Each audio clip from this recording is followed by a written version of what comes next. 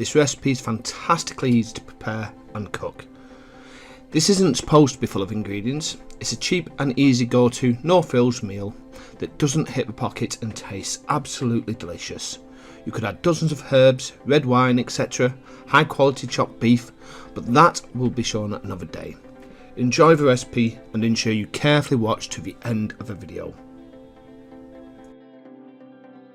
We start by gently placing around 500 grams peeled and cut into small chunks of white potato in salted water and placing on to boil.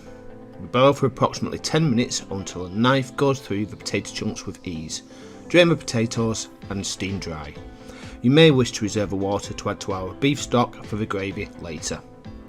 Once dried, we push our potatoes through a ricer to ensure no lumps before adding a generous 30 grams or so of butter and seasoning if needed.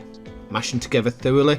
For a creamy taste, you may wish to add 2 tablespoons of double cream at this stage. As I was adding cheese, I chose not to on this occasion.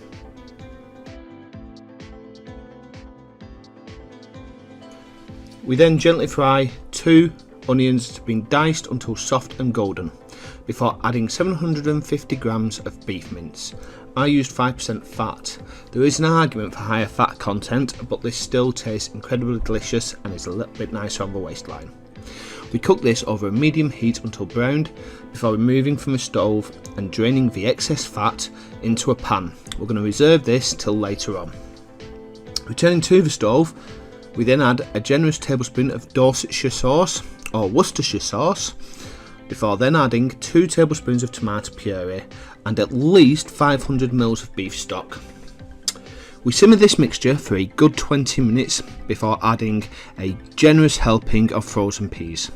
A lot of traditionalists, will prefer to add chopped carrots. However, I am feeding a family and Mini Faceless does not like cooked carrot, despite loving it raw. So I try to make family meals as accommodating as possible. We're going to cook this mixture until the liquid has all but evaporated. Taste for seasoning before removing from the heat and placing in a roasting dish. We then top this with a mash from earlier and place a generous serving of grated cheese before placing in a 200 degrees centigrade preheated oven for 30 minutes or until the cheese is nice and golden and bubbling. For the gravy, we take the reserved fat from earlier. We heat this through before adding 3 tablespoons of flour and thoroughly whisking. We cook the flour out before gently adding beef stock in small doses and continuously whisking this to ensure a no lump and smooth mixture. As this is flour based, the gravy can look a little pale in colour, so a 1/4 teaspoon of browning or so helps to give that deep brown colour that traditional beef gravy is normally associated with. And there you have it. A delicious, easy and cheap cottage pie topped with mature cheddar cheese, the easiest and cheapest cottage pie you will ever need to make. I hope you enjoyed following the video, and more importantly, if following the recipe, I hope you find it as delicious as the Faceless family did. We start by preparing the beef with a wet marinade for velveting. There is a card up above which will show you how to dry velvet should you wish. To do this, we thinly slice beef of choice, in my case 340 grams of beef medallions. Beef skirt is usually recommended, however, but this is difficult to get a hold of where I live. Once the beef is thinly sliced, we're going to coat it in 1 teaspoon of baking soda. To that mix, we're going to add 2 tablespoons of dark soy sauce and around 2 tablespoons of Shaoxing. We then give this a good mix, ensuring the beef is thoroughly coated before leaving it to rest for around 2 hours. This ensures the beef is succulent and tender when being cooked and eaten. We then get hold of a mixing bowl. With the rice noodles, we're going to add around 1 1/4 cups of rice flour, followed by 1 1/4 cups of water, a pinch of salt, followed by 2 tablespoons of tapioca starch. It has been suggested that you could use cornstarch if you're unable to get hold of tapioca starch. We're then going to give it a good whisk through before straining through a sieve back into another mixing bowl. We then finally add 1 teaspoon of oil onto the surface of the mixture, and we leave this to rest. Before using, we're going to ensure that we give this mixture a good whisk, because the rice flour does settle at the bottom of the bowl. The cooking method I used, I did modify slightly from what I'd read. I used 2 oiled 9-inch cake tins and placed 1/3 to 1/4 of a cup of the rice noodle mixture in each. Therefore, one can be cooking whilst the other is being removed and sliced. Bringing a pan of water to the boil, we place one of our tins on the surface of the water. Because I have a poor choice in pans and a small wok, I had to make sure that this was carefully balanced so the mixture did not slide and allowed it to cook evenly. However, this did take 3 or 4 attempts before I learned that covering the pan during the cooking process leads to a much firmer and moist noodle, and therefore stops the rice noodle sheet from cracking and drying out throughout the cooking process. Once it's cooked, we can lay it on a oiled surface before lightly brushing more oil on the top of the noodle. This allows us to avoid the noodles sticking together when we contain them for later use. So we take our noodle sheet and we are going to thinly slice it into around 2 cm wide pieces or strips. We can then place our noodles in a container where these should be good for at least 24 hours to 2 days. However, I left mine to rest for around 2 hours. When cooking, they really do need just a quick warm through. For the final part of the recipe, we're going to heat a wok till smoking and add 2 tablespoons of oil before adding our velveted beef and browning that quickly in the pan and then removing.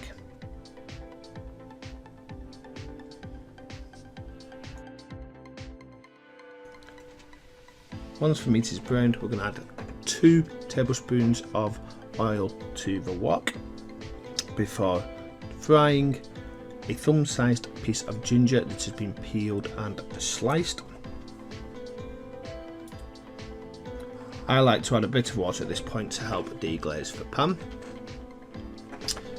Once that ginger cooks through, we'll our browned beef back into the mixture.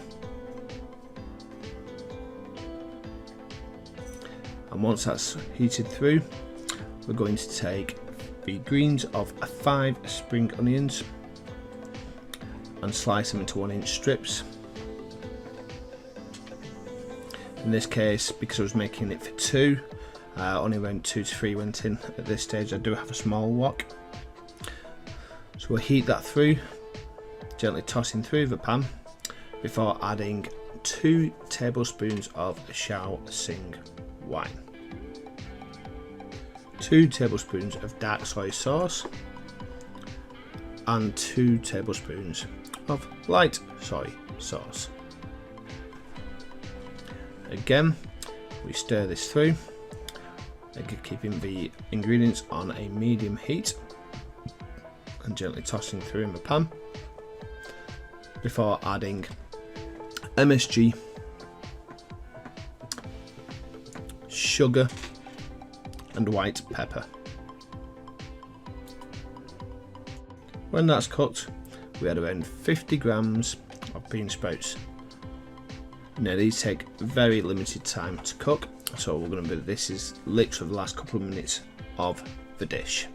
Once our bean sprouts are added and cooked through, we can then finally add our rice noodles to the mix. At this point, we're going to roll the mixture or gently toss the mixture through the wok, as overworking this can break the rice noodles, so we need to take this final step very carefully. Finally, we throw in some spring onion greens to add a little bit more colour and texture to the dish. Before, as an optional step, if you like a slightly sweeter dish, we can add 1 tablespoon more of Kesap Mani. Mini Faceless loves the stuff, so whenever we have Chinese, it's always got to be added either within the dish or on the side for her to dip food into. The dish is now ready to serve. And there you have it, beef chow fun. A heartwarming dish, perfect for these cold winter months. Hello, apologies for the delay, Faceless fans. Career, family and health have meant I had to temporarily take a break, but it's good to be back. Tonight's recipe is a delicious one to come back to, and a good alternative to any Sunday dinner. A tender lamb, goat's cheese and mint pie, served with vegetables and a simple, fluffy rosemary mashed potato. Enjoy the recipe and ensure you carefully watch to the end of the video to ensure all ingredients and instructions are noted. As the lamb can take a while to make tender, we're going to start with that first. This was done on the hob, however, with the recent cost of living crisis in the UK, this is probably better to do in the slow cooker. Similar method, brown the meat, add ingredients, then leave on slow cook for 12 hours rather than pay for the oven. As it is, take 600 grams of a diced leg of lamb, or any cut of lamb for that matter, add a teaspoon of white pepper, approximately 2 tablespoons of plain white flour, a pinch of salt, which is missing from the video, and give it a good mix through in the bowl, leaving to rest whilst prepping the rest of the ingredients. Take 1 medium brown onion, slice, 1 to 2 sprigs of fresh rosemary, and approximately, although this can be done to taste, 2 tablespoons of mint sauce. Any brand is fine. Gently soften the onions before adding your diced lamb and browning it all over. Add your mint sauce, stir through, and add enough beef stock to coat. I did make around 800ml and use this to top up at later stages to ensure the lamb was super tender without cooking dry. Bring to a boil before turning down the heat to a gentle simmer, cover and slow cook for anywhere between 2 or 3 hours. After the first hour, give the mixture a stir before adding the rosemary, tasting and seasoning if required. Remember though, we are adding goat's cheese, so avoid adding too much salt. After the 2 to 3 hours is up, your mixture should be relatively thick and meat should break apart with the gentlest of presses with a fork. Whilst the lamb is slow cooking, we will blind bake the base of the pie. Saving time, I used a 500g block of short crust pastry from a local supermarket, letting it rest for 30 minutes at room temperature before rolling it to around half a centimetre thickness, ensuring it was big enough to fit the baking dish, allowing an overhang, whilst ensuring there was enough left for the pastry lid. We need to allow an overhang as the pastry can shrink whilst baking. I'm still learning how to avoid this happening. It seems to be luck of the day, but one tip is to not overwork the dough. Lightly grease a baking dish before placing the rolled dough, pressing down to line the dish, and then placing your baking beads, or rice if you do not have any, within the pastry base. Now, mine had to be washed as I had run out of baking paper. Usually, you want to line your pastry with baking paper before covering this paper with your beads. Bake in a preheated oven at 200 degrees centigrade for around 20 to 25 minutes or until the base is turning nice and golden around the crust. Take your pre-cooked pie base and place half a 125g block of soft goat cheese around the bottom. Top with your minted lamb and rosemary mixture before adding the remainder of the goat's cheese. Place the pastry lid on top before brushing with egg wash and cutting 2 slits to allow steam to escape during the cooking. Bake in the oven at 200 degrees C again for around 20 minutes until the pastry is nice and golden and crisp. Remove from the oven and use a knife to go along the edge of the baking dish to trim the overhang. For the fluffy mash and veg, start by peeling and cubing potatoes of choice. I used a standard mouse piper, before thoroughly washing to remove any starch and finally crushing some rosemary with a pestle and mortar. Boil the potatoes in salted water until a knife goes through the pieces with ease. Drain and steam dry for around 10 minutes. Now again, silly Faceless here, ran out of cream and also missed the ricer part.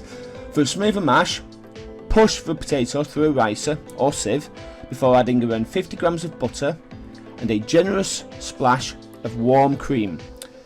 When making mash, try to remember warm cream, cold butter. Mash until you have a smooth consistency, yet still fluffy, which is the reason for we're only going to use a splash of warm cream in this instance. Add and mix thoroughly through your crushed rosemary. Serve a generous slice with your fluffy rosemary mash and vegetables of choice. In this case, I used oven roast carrots with black onion seeds, topped with a simple lamb stock gravy. And there is our finished dish. A truly tender lamb, mint, goat's cheese pie with fluffy rosemary mashed potato. So the first thing we're going to do is we are going to put our double O flour on the counter, make a well and place 3 large eggs in there, and we're going to slowly draw the flour in and keep mixing until it forms a workable dough. I'm a bit of a hatch job of it at the start, but here's the dough. You'll notice when it's nice and smooth and springs to the touch. We can wrap that in film and refrigerate for 2 hours. For the tomato sauce, we're going to gently fry some garlic in a pan. When that's cooked down, we are going to add our tin of chopped tomatoes, followed by red wine vinegar, a tablespoon of caster sugar, and a splash of salt. Towards the end of the cooking process, we're going to add 6 to 7 basil leaves. And that's our tomato sauce done. Now on to making the spinach and ricotta filling and the mascarpone topping. So we're going to wilt 125 grams of spinach in some hot water and leave that to sit for about 5 minutes.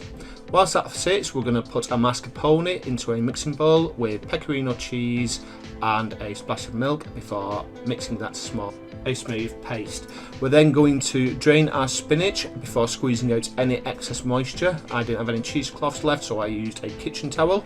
We're going to put that to one side and finely chop it. And then in a mixing bowl, we're going to firstly add our mascarpone cheese. Sorry, not mascarpone, ricotta.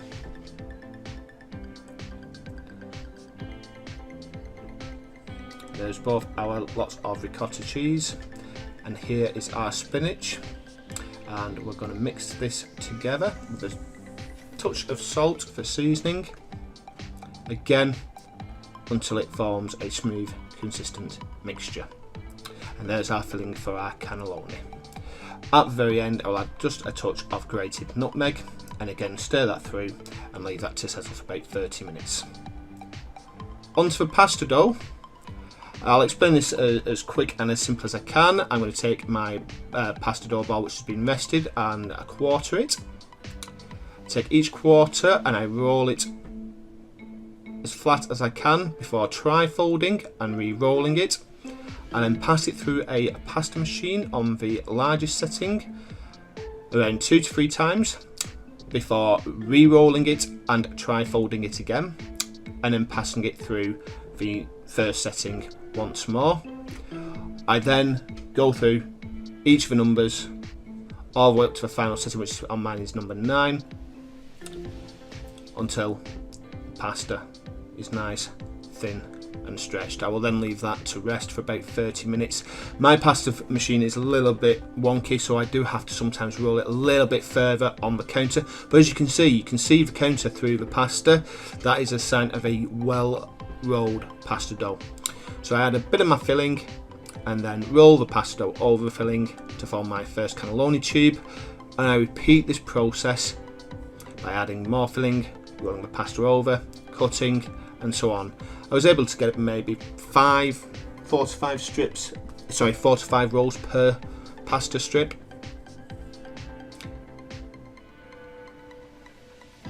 It is a very time consuming process, but there is a lot to be said for making your own pasta. Personally, I think it tastes fantastic. I think you can tell the difference between shop bought and homemade. However, there is no harm in using shop bought cannelloni tubes. I would recommend, however, a piping bag to allow you to put the cheese and spinach mixture into the cannelloni tubes with ease, otherwise you just end up with a big mess. And here we have my cannelloni tubes all ready to be baked with the sauce.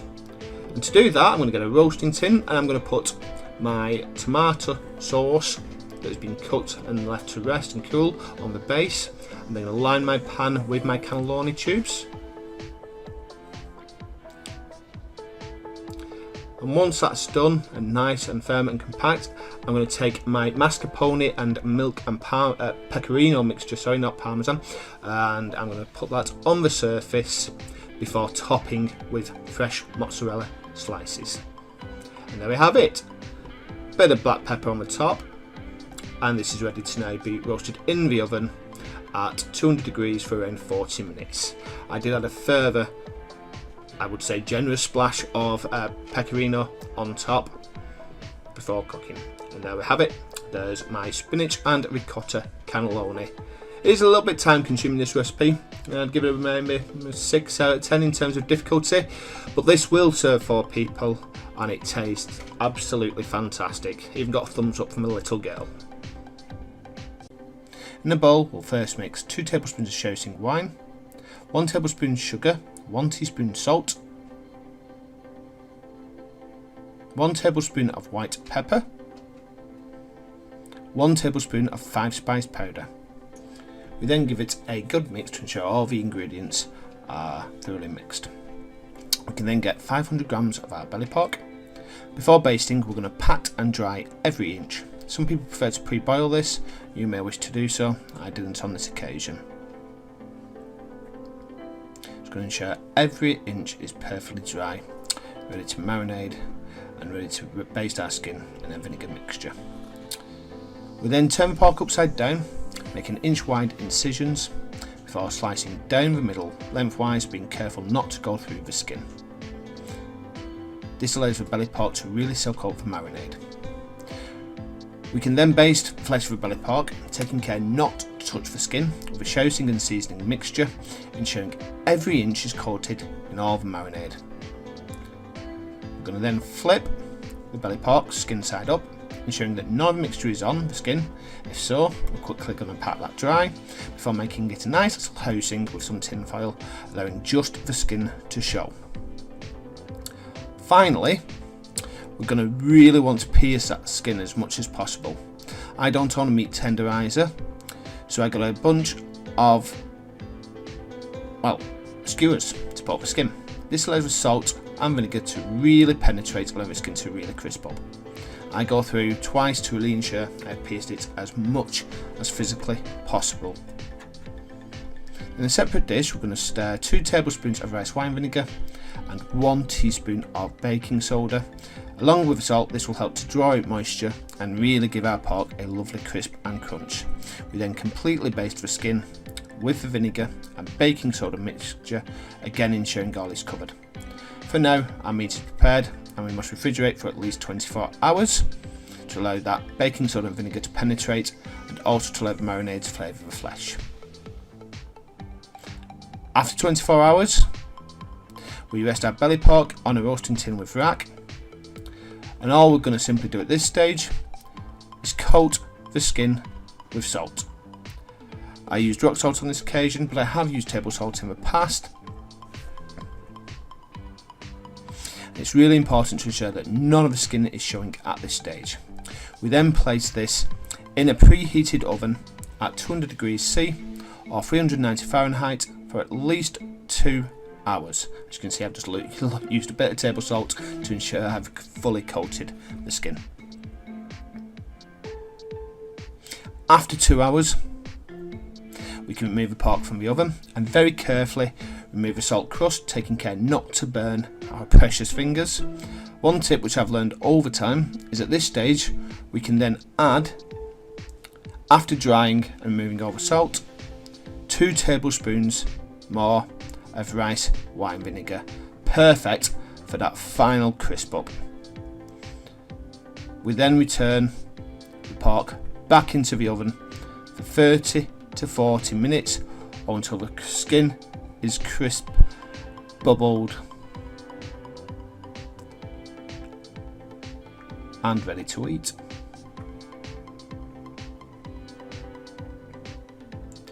So there you go, making sure not to waste any of that vinegar mixture. And if done correctly, your pork should sound like this. Beautiful.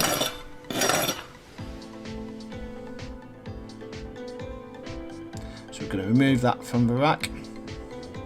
And this recipe is so good, I just have to taste a sample straight away. Or two, or three.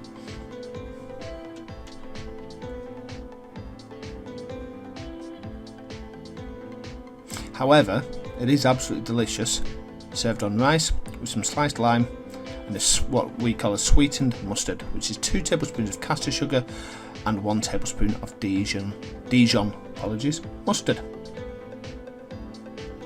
And there you go, there is our Siu Yuk. And look at that moisture and look at that crispy skin, absolutely bang on and delicious. So first thing we're going to do, we're going to soak our new potatoes in salted water, and then we're going to bring them to a boil on the stove until they are soft enough for a knife. Whilst the potatoes are cooking, we're going to prep our asparagus, which we're going to just trim slightly before squeezing a lemon over it, adding olive oil and salt water, and we're going to cook that for around 30 minutes at gas mark 6.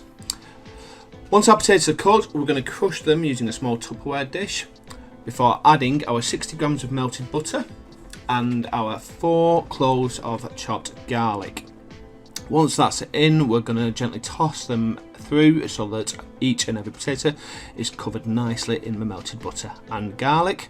We're then going to add a few sprigs of thyme just to add a little more flavour. That then gets put in the oven again at gas mark 6 or 200 degrees C for 30 minutes. Whilst they're cooking, we're going to check that our sea bass fillets have no bones in them. Unfortunately, I had no tweezers, so I had to manually do this, but it's very important because these bones are quite sharp and tough, so it's important to check for any bones. We're then going to add them skin side down to a griddle pan which has just about a tablespoon of oil in. We're going to wait till the flesh is white halfway up before flipping and turning over and cooking the remaining half. These were thin fillets, so it took approximately 2 to 4 minutes to cook through. Once they're cooked, we're going to remove from the pan, but we're going to keep the juice in the pan and we're going to add another 60 grams of butter to the pan. Once that's melted, being careful not to burn the butter, we're going to add 2 tablespoons of capers into the mixture, and although it isn't in the video, another squeeze from a full lemon. And then we'll cook that through for a couple of minutes till all the flavours are merged. And then it's time to plate up. So we have our roasted asparagus, our crushed garlic potatoes, and our lovely perfectly cooked sea bass fillets, which we then coat in our beautiful decadent lemon caper butter sauce. Firstly, as we're doing skin on fries, there is no need to peel, but we will slice our potatoes before taking each slice and cutting fries of about 1 centimetre thickness. Before placing these fries in a big deep pan and washing to remove the starch from the potatoes. This allows the fries to be crisp on the outside whilst remaining fluffy, not gluey, on the inside. We thoroughly wash these until the water becomes clear. Then we add a generous 2 to 3 tablespoons of vinegar and the same with table salt. These then get covered before being placed on to boil for no longer than 5 minutes. Any longer and your fries are in danger of breaking apart as they will be too soft. Once boiled, drain the pan and leave the fries to steam dry for a couple of minutes before frying at medium heat, approximately 150 degrees C, for 3 to 5 minutes or until the surface of a potato just begins to turn colour. They should have a nice crisp shake to them if cooked correctly. If they have started to brown, you may have cooked them too long. Remove these and dry on a kitchen towel. Now there are several methods out there for folks to follow, however you have a choice. You can freeze and then refry at high heat at another time. Alternatively, leave them to cool and recook just as the burgers are about to be ready at 180 degrees C for around 3 to 5 minutes. To make the chunky tartar sauce, I went for a quick and easy version. You can place dill in the recipe, however I did run out of dill and it tasted perfectly fine without.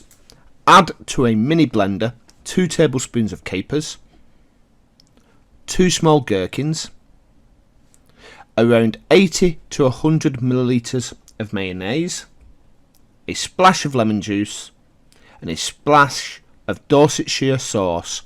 Worcestershire sauce is perfectly fine. And also some seasoning. As mentioned, if you have dill, throw that in there too. Pulse gently for a chunkier tartar sauce or at high speed for a smoother, thinner version.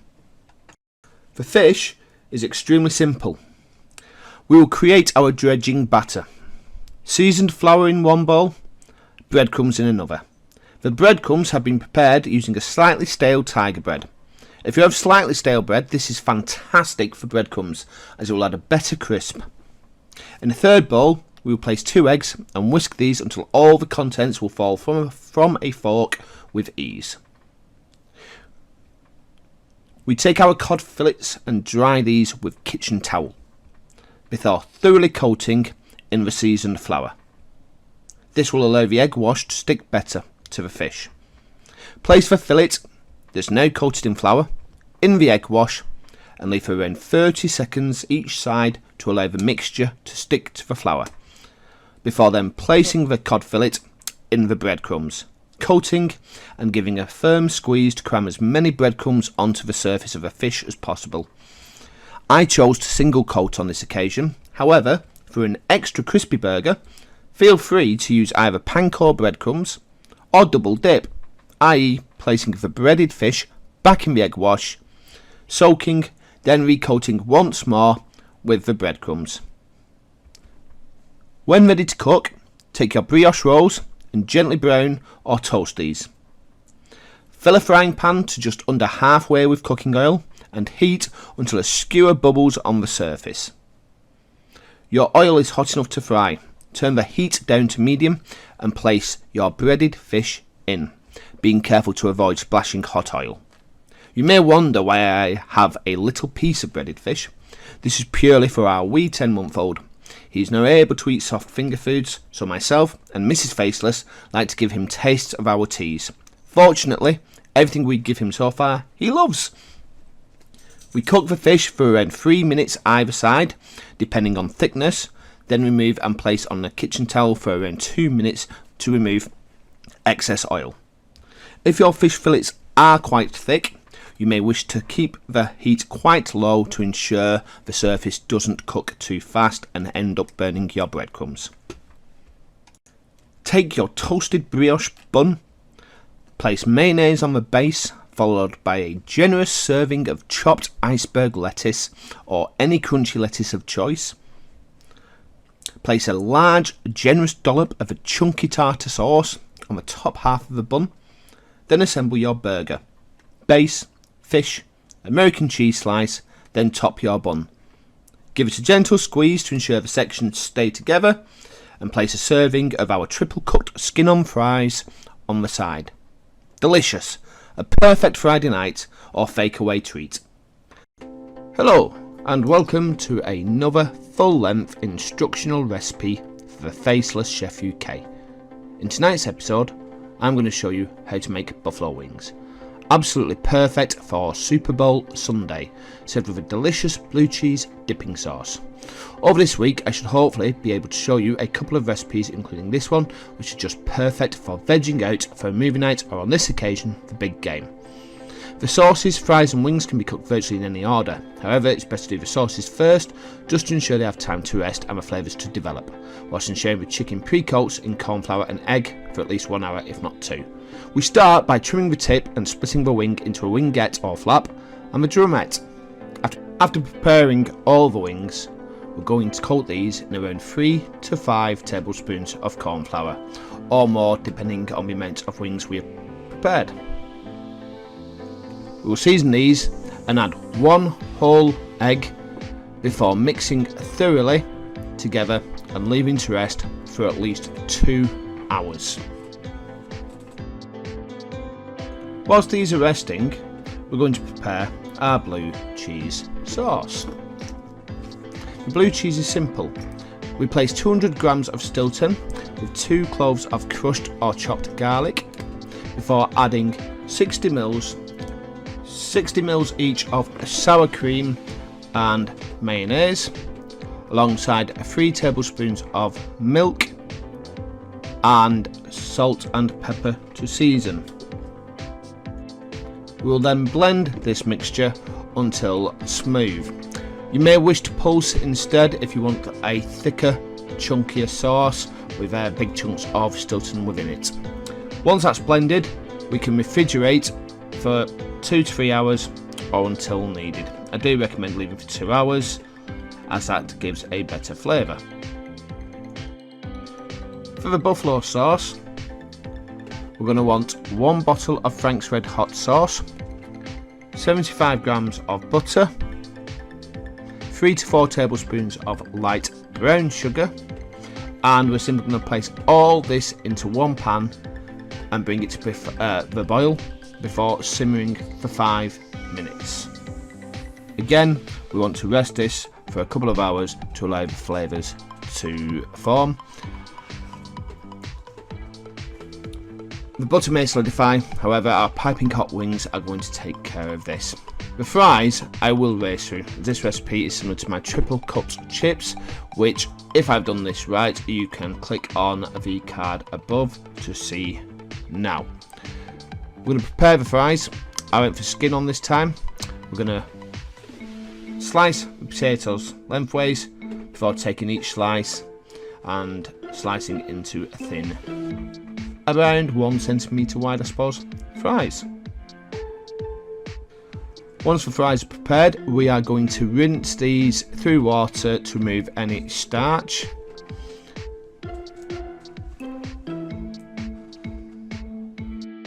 Before boiling for 5 minutes alongside 2 tablespoons of salt and 2 tablespoons of vinegar.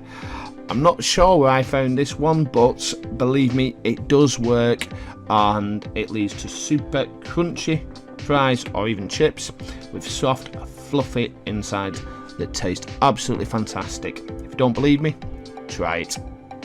After boiling for no longer than 5 minutes, we're going to remove these, drain and steam dry. Very careful that we don't overboil these. They are fries and they will begin to crumb quite quickly, so around 5 minutes. If you've got thin fries, make it a couple of minutes less. Once these are steam dried, we're going to fry at medium heat for around 5 minutes until they begin to turn colour. You can usually tell when removing them from the oil, they'll have like a slightly darker skin than what they went in with. After they've been fried, we're going to remove and drain on a wrap, and these can be left to cool for later. I usually give it around an hour or so. Doesn't matter, you could in theory leave it for around 5 minutes before doing the next step. The next step is simple. We're simply going to again fry them for around 5 minutes at high heat, which is around 180 degrees C. Just shy of 400 Fahrenheit if my maths is correct. I may be slightly wrong there, around 380 maybe. But we fry these until they are golden. And now on to the fun part. We're going to take our soaked wings and we're going to recoat them in corn flour. Around 125 grams of corn flour per 500 grams of wing should do.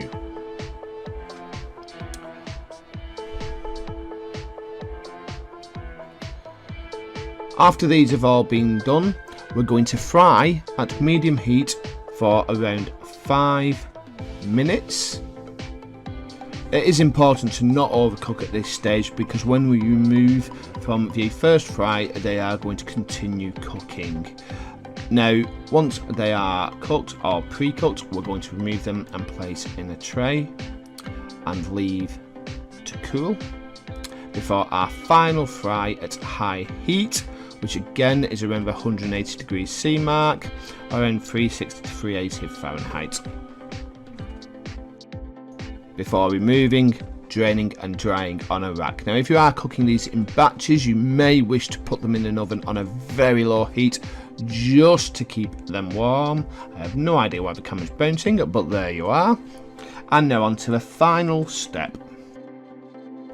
And finally, we coat these wings by tossing them through the buffalo sauce in the pan. You can heat them slightly if you wish. So if my wings need a little bit more warming up, so that's why the pan was turned back on. We're then going to serve these alongside our fries and blue cheese sauce. And because I don't know how to sell it on this occasion, we're going to top with green spring onions. And there we have it. Delicious, crispy, slightly sweet and spicy buffalo wings with triple cooked fries and a blue cheese sauce. And if you fancy it, a bit of celery on the side. Good afternoon, morning, or whatever time it may be where you're viewing me from. In today's video, I'm going to show you the easiest way to make a Greek favourite, pork gyros. Delicious meat-filled kebabs which are both filling and easy to make. Both the pork and the flatbreads will have you coming back for more. Throughout this recipe, give me a comment below. What's your favourite Greek recipe? What would you like to see me cook next? As with all my recipes, the key is in the preparation. And so we start. Get your cut of pork. It really doesn't matter, but as I buy this in bulk, have you seen my char siu recipe? I use a pork loin. Trim the fat. You can always use this later to make crispy pork fat. Slice into fillets before slicing each fillet into small strips. Now, doing the I really don't know where this recipe comes from. A simple search tells me that generally it is pork gyro meat, tzatziki, tomato wedges, thin strips of red onion and french fries all wrapped up in a piece of pita bread. There's a lot of variations and the idea of authenticity, should I say, is up for debate. But who cares when a dish tastes this good? This is my take.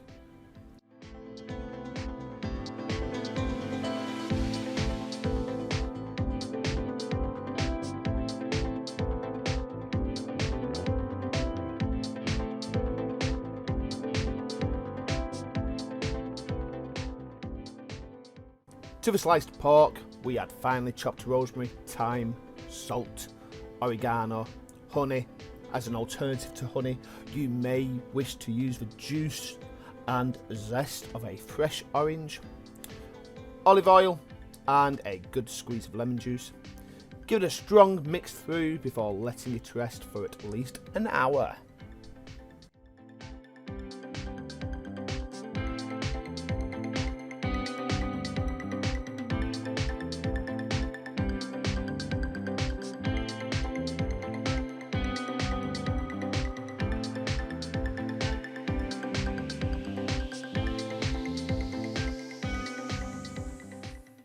Whilst the pork is marinating, we can prepare a simple take, or my take, on a Greek salad. Finely slicing tomatoes after de-seeding, because the children hate the seeds, red onions, lettuce, olives, although in this recipe you can see none because we ran out, crumbled feta and a touch of salt. Mix everything together, and at this stage you may wish to add a dressing, but I generally felt that this was not needed.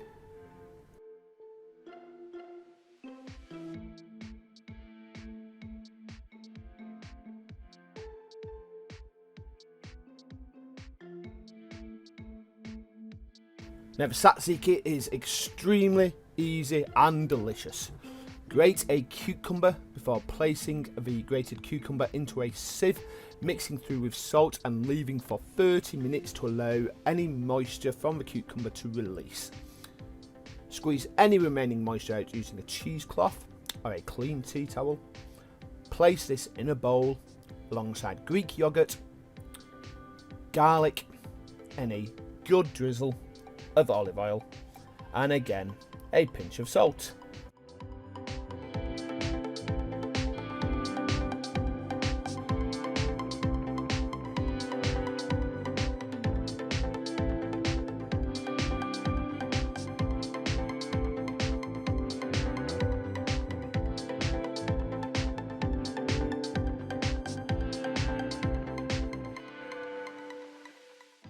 Now the final stage before cooking is to make these delicious flatbreads, and I must be honest, these have been made several times since because they are so simple to make. This recipe comes direct from recipe tin, so I can't claim the ownership on this one, but it's delightful and yeast free. Mix in a bowl 2 cups of plain all-purpose flour, 1 teaspoon of salt.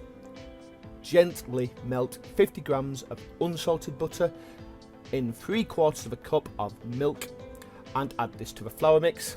Now it is worthwhile going out and buying a set of cups, measuring cups should we say, if you are in the UK.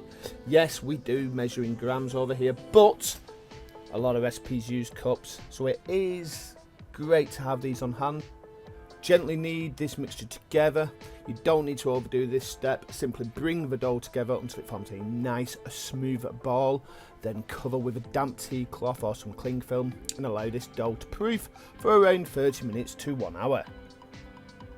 When rested, take this dough, place it on a floured counter and divide the mixture into 6 to 8 even balls.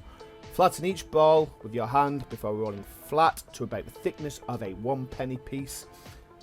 Bring a frying pan to medium heat and place a flatbread, there's no oil necessary at this stage, into the pan. When you see the dough bubbling or rising, flip and continue to cook the other side until further bubbles or rising occurs. Now place that cooked flatbread on a plate and cover with a dry tea towel, because while stacking the flatbreads, the towel allows the breads to retain moisture and avoid drying out. Now if using these later on, a sprinkle of water and either a quick refry or 30 seconds in the good old microwave makes them soft and pillowy once more.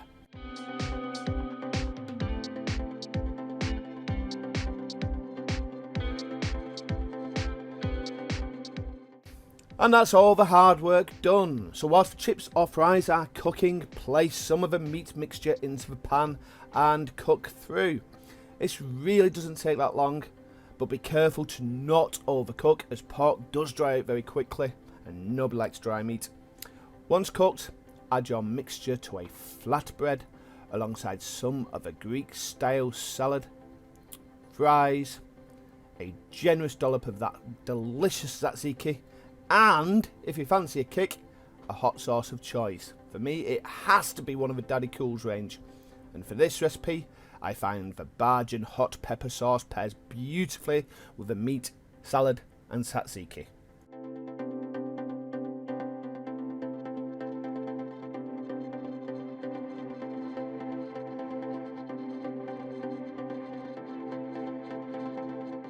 And there you have it, delicious porky rolls. That good, one is simply not enough. With the sweetness of the meat, the saltiness of the feta, the crunch of salad and fries, and the mix of creamy and spicy sauces, this is sure to... Good afternoon, morning, or whatever time it may be where you are viewing from today. Welcome to the video where I take you all the way to Thailand for a delicious, rich flavoured and beloved dish, Pad Kra Krao, served with a crispy fried egg, otherwise known as a Kai Dao. Throughout this recipe, give me a comment below. What's your favourite Thai inspired dish? Or how have I done? Or have I completely butchered it? Start by rinsing your rice over an hour or so, ensuring the starch is washed off. Once the rice sits clear, cover with fresh water. Now for this I use around 1.25 to 1 water to rice ratio. Add a generous helping of salt and then bring this to a simmer. As with any good meal, preparation is key, so whilst the rice is cooking, we're going to finely slice 2 shallots, 6 garlic cloves, although admittedly due to physical reasons I use a mandolin, 2 tablespoons of granulated sugar, 1 tablespoon each of dark, light fish and oyster sauce, a good handful of holy basil, not Thai basil as I was shouted at by a lovely lady on the local market, as many Thai red chillies as you wish, finely diced, and finally around 150 ml of chicken stock. Whilst preparing the ingredients for the dish, let's briefly indulge our senses and take a step back and explore the history behind this iconic dish. Pad Kra Krao is a stir-fry dish that originated in Thailand. Its roots trace back to the streets of Bangkok, where it quickly became a staple of Thai cuisine. The dish is characterised by its aromatic blend of holy basil, garlic, chilli and savoury sauce, all stir-fried with your choice of protein. It's typically chicken, but you can use beef, pork or seafood. Now let's get ahead and create a stunning little dish. Once the rice is simmered, almost dry, take it off the heat, cover and let steam. By the time you have finished creating the Pad Kra Krao, this will be perfectly steamed and ready to serve. First we start by heating up our wok or decent non-stick pan and adding some oil. Then we add our shallots and garlic.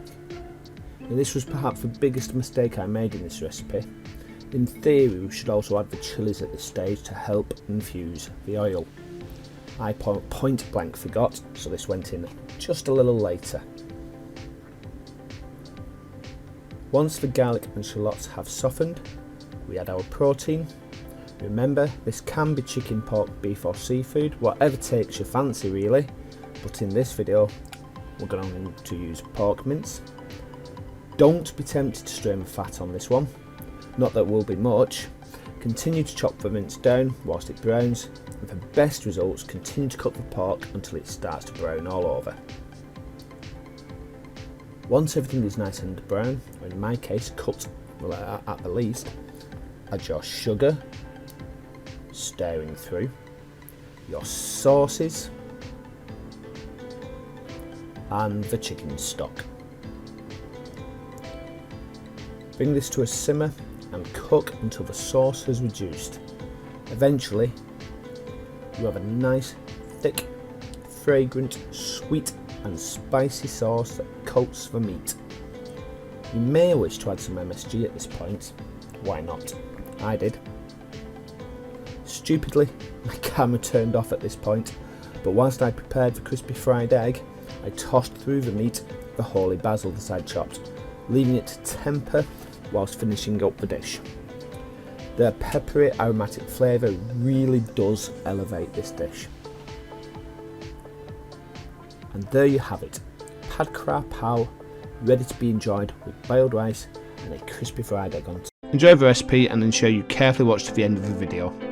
We start by creating a panade. This will be mixed with the minced chicken and help to keep the meatballs beautifully moist. We do this by crumbing 3 slices of bread before adding around 6 tablespoons of milk. I perhaps did not add enough milk as this was quite chunky. A true panade is supposed to be almost porridge-like, however the outcome was still the same. We then, in batches, place our chicken breasts in a blender and pulse until minced. For this recipe I used around 900 grams of chicken breast. Unlike me however, You may wish to chop the breast into chunks first, as it becomes a major pain if trying to blitz from full breast. Once both these previous steps are complete, we can mix together in a bowl before thoroughly combining the chicken, panade and seasoning. I'm going to leave this to rest for at least 1 hour in the fridge. We need to ensure that both ingredients are thoroughly mixed so we don't have huge pockets of the panade in amongst the chicken mince. So we're going to give that a good stir until it resembles a firm, solid mixture. We can then start the fun part, the assembling of our meatballs. We're going to start first by chopping Stilton into small chunks, like so. Wetting our hands to ensure the meat doesn't stink, we're going to get small pieces of our minced chicken and panade mixture, and we're going to surround cubes of our Stilton with this meat and roll to form a smooth meatball. Once our meatballs are assembled, we can actually leave them to rest for a good 10 minutes to 1 hour in the fridge to ensure they firm up. And now onto the double dip. We get seasoned flour in one bowl, whisk eggs and panko crumbs in another. We're going to take a meatball and coat it in the flour before dipping it into the egg wash and giving it a thorough soaking. And here I'm just lining up a couple more meatballs just to speed up the process. So we try to use a wet hand, dry hand method here. Usually I end up getting confused and end up with both wet and dry hands and very sticky messes everywhere. So once this is thoroughly soaked, we're going to coat it in the panko, and with our dry hand, firmly pat panko crumbs onto the meatball, and then for that additional crisp, we're going to throw it back into the egg wash.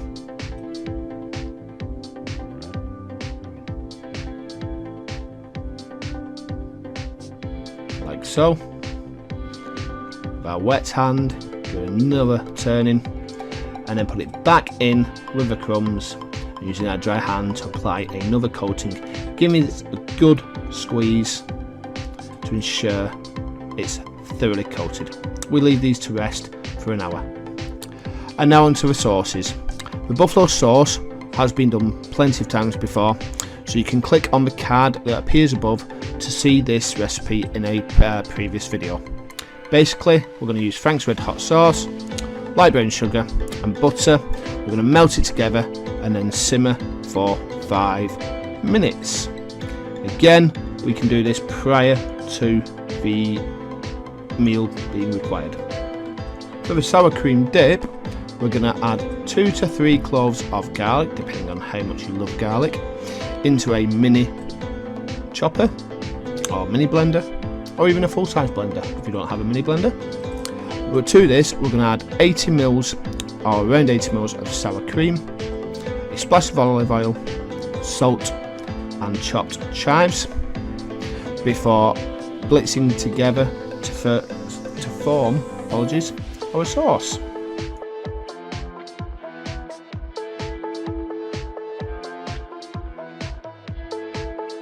When ready to eat, we're going to take our Kyivs or stuffed meatballs, lollipops, whatever you wish to call them, and we're going to fry these at medium heat for around 8 minutes until the cheese inside is melting. At this point, the minced chicken will definitely be fully cooked, and we're looking for a nice golden colour on our Kyivs. We're going to remove these and dry it on a kitchen towel before we roll these through our buffalo sauce.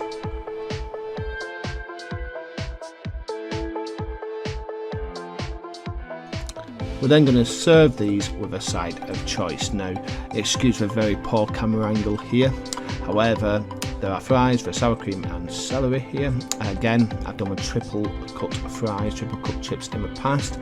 I'll provide a link above. If we're creating lollipops, however, of course, we want to make sure that we stick our little cocktail sticks in each of our little stuffed chicken meatballs. And there we have it, a rather delicious and entertaining meal.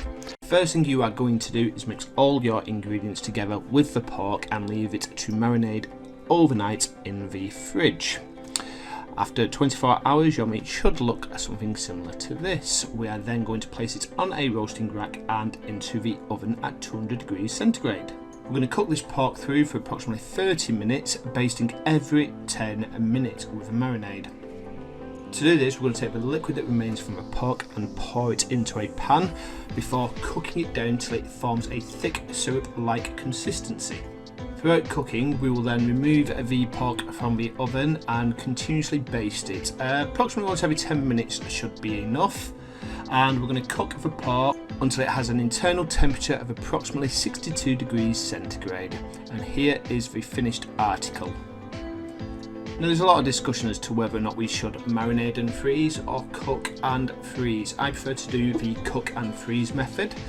And what I like to do is I like to take the char siu and slice it into thin strips before using it straight away for, say, something simple like a chow. Start by prepping around 340 grams of beef medallion steaks, thinly slicing before mixing with a mixture of baking soda and soy sauces. Give it a thorough mix and leave it to rest for at least 2 hours. Add your beef to a smoking hot wok and brown through before adding approximately 4 cloves of chopped garlic, some ginger, 2 tablespoons of dark soy sauce and water, and bring that to a boil. Add a cornflour slurry to thicken the mixture before adding some spring onion greens and mixing through. And now the dish is ready to serve with any accompaniment of choice. Absolutely delicious, sweet, sticky and moorish. Is we are going to get ourselves a pan and put all the ingredients for the orange sauce. That's the garlic, the chopped ginger, the sugar, followed by the light brown sugar, the rice wine vinegar, the soy sauce and the orange juice. We're going to put that on a hob and we're going to cook that through until everything is combined and the sauce mixture begins to thicken.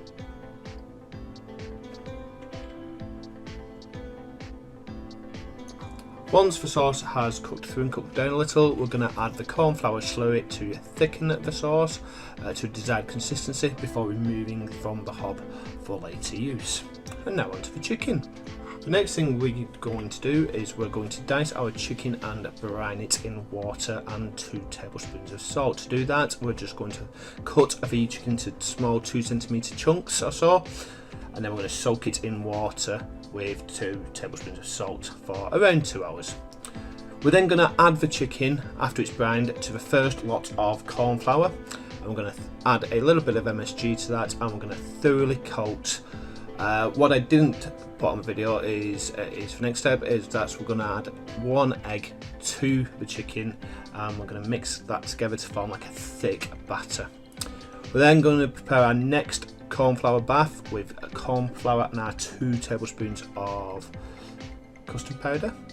We're going to throw in our pre-battered chicken, and again we're going to thoroughly coat this until every bit is coated in corn flour and comes apart with ease from each piece. We're then going to fry that at around 180 degrees C, between 170 and 180 is fine, for around 3 to 5 minutes. The chicken should just about be cooked. It doesn't matter if it's a little bit under, because once we remove and drain on a kitchen towel, it is going to continue cooking, and then when we come to frying it with the orange sauce, it will cook that a little bit more. Once it's drained and cooked, we're going to preheat a wok before adding our chicken that's been pre-cooked and our orange sauce. Yes, the pan does look dirty, but I had done a portion prior to that, and here we go with a finished article, a lovely sweet sticky orange chicken. Could be served with anything really, but I trust on this occasion to serve it with rice and garnish it with spring onion greens. I hope you enjoy this as much as I did. We start by placing in a roasted tin 3 peppers, cored and quartered, 1 red onion, peeled and quartered, 1 whole butternut squash, de-seeded, peeled and chopped into even chunks, 2 small bulbs of garlic with the tops removed, skins can remain on, a generous pinch of salt and 1 tablespoon of olive oil. We shake all this together before placing in a preheated oven at 200 degrees centigrade for 30 to 40 minutes or until the vegetables are soft and cooked and emitting a delicious aroma like so. Once the vegetables are cooked, there are 2 options. Do as I did and just place it all in a pan, ensuring to squeeze the garlic out of their skins, being careful to not burn your fingers. Or, if some people do not like the charred skins, you may wish to remove from the peppers first before adding to the pan. Personally, I see no difference, or not much, and the charring was slight. The bitterness helped to lessen the sweetness of this dish. Add to this pot 3 vegetable stock cubes and enough hot water to just cover the vegetable mixture. We season this with white pepper before covering and simmering for around 20 minutes. When cooked, we simply add the mixture to a blender and pulse before blending at high speed. We then remove this mixture and strain through a sieve back into the cooking pot to ensure a smooth consistency. At this stage, the mixture should be thick enough, but you can either add more water if you prefer a thinner consistency. Alternatively, if you have too thin a mixture, you can use a corn flour slurry, which is 2 tablespoons of corn flour to 2 tablespoons of water mixed to help thicken the mixture. The tastiest roasted pepper and butternut squash soup is now complete. Pour this into a serving dish before topping with a dash of double cream, plenty of finely grated parmesan and a generous amount of cracked black pepper. Serve with anything of choice: bread, croutons, cheese bombs, even chips. You'll need 300 grams beef of choice. London broil, skirt steak or flank steak is generally recommended. However, this can be difficult to source in a standard supermarket in the UK, so I've used beef medallions, which generally come from a tenderloin. And we're very thinly slicing this with our knife, making it as thin as possible. We're then going to add it in a mixing bowl. Into that mixing bowl, we're going to add 1 egg and 2 tablespoons of Shaoxing wine.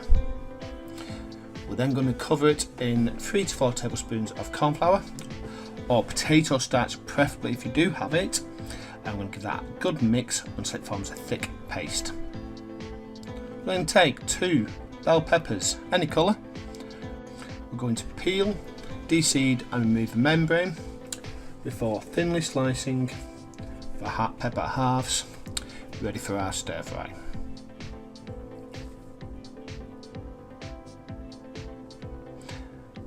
See, I'm trying my best to use the claw method to slice my peppers. I don't think I did too badly. They're nice and even and a good enough shape for our recipe. Then I'll take 6 to 7 spring onions. I'm going to remove the bases, trim them. I'm going to slice the white for use as frying in the main dish. And then we're going to take our spring onion greens and we're going to slice these into quite generous chunks. I like to add these to add a bit of vibrancy to the dish and a bit of texture. We're then going to measure out 2 tablespoons of Shaoxing and 2 tablespoons of dark soy sauce, 2 tablespoons of tomato ketchup, any brand will do, and 2 tablespoons of sweet chilli. I use Blue Dragon here. And then finally 2 to 3 tablespoons of dark brown sugar, depending on how sweet you want the dish. We're then going to take a thumb-sized piece of ginger, peel it, preferably using the back of a spoon, it's nice and simple. Slice it, matchstick it, and then finally chop the matchsticks and give it a final chop just to make sure that we have some nice small pieces ready for frying. We're then going to take 1, 2, 3, 4 pieces of garlic before crushing them with a blade and then chopping again till they are finely diced.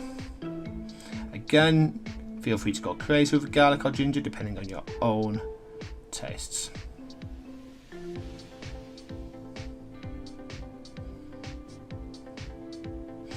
Ginger and garlic is used in quite a lot of Chinese cooking. In fact, I can't think of a recipe that doesn't use one, the other, or both. And I always have a nice stock in the kitchen. I would say a fridge, but I've started placing them in a bowl. I find that they keep a little bit better. And our final ingredient, and again, this is by choice depending on how much spice you want. My partner doesn't like too much spice, so we take 1 red chilli and I thinly slice this. You can deseed if you wish, however, I did decide to keep the seeds with this and throw them into a dish. Now again, this is personal choice. You can throw it in during the cooking, use it as a garnish, or both. We're then going to take our mixing bowl, fill it with 100 grams of corn flour or potato starch before adding 1 to 2 teaspoons of Chinese white spice, a little bit of MSG, king of flavour, before adding our beef that has been resting away in the egg and corn flour mixture from before. And this is the part which becomes very sticky on the hands. So we're going to continuously mix this into the corn flour till all the beef is separated and firmly coated in our corn flour, potato starch, 5 spice mixture.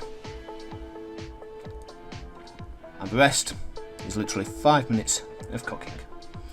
We're going to take our wok, we're going to heat it till smoking, add a ladle full of oil, around 100 mils or so I think. And when our test piece of beef is bubbling away, we can then add our beef to fry.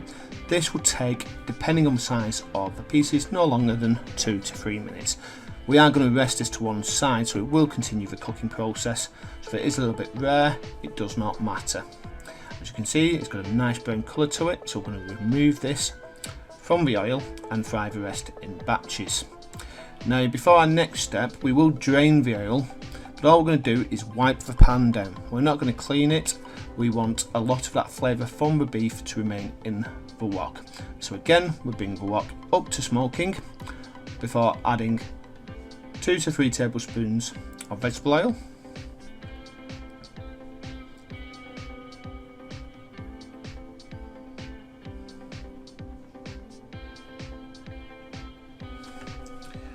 and then we're going to throw in our spring onion whites. Now, I didn't have control of this heat, and unfortunately some of the whites did start to catch a little bit, but managed to save it just before burning. So took it off the heat, gave it a good stir, continued stirring these whites to make sure that they didn't catch any more. And then we added our peppers and our garlic. Now, I must admit, originally I was only going to make a small dish.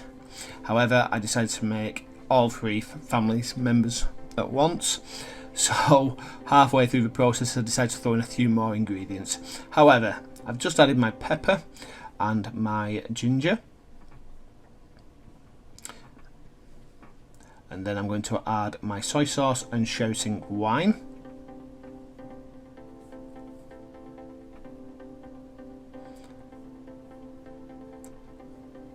Then I did a little bit more because I realised I was going to actually add more of the peppers to the dish and cook 3 bowls at once rather than 1. So then the rest of my peppers, my rest of my spring onion whites, and then I add my sweet chilli, give it a stir through. It really is very quick to cook at this stage. After that's heated through, I then add my garlic. I tend to add it later in the recipe because I find that sometimes if your wok is too hot it can catch the garlic. So what I like to do is add it at this stage because I find that if it's finely diced enough it usually takes around a couple of minutes to cook through completely. And sometimes it's nice to have that fresh garlic taste.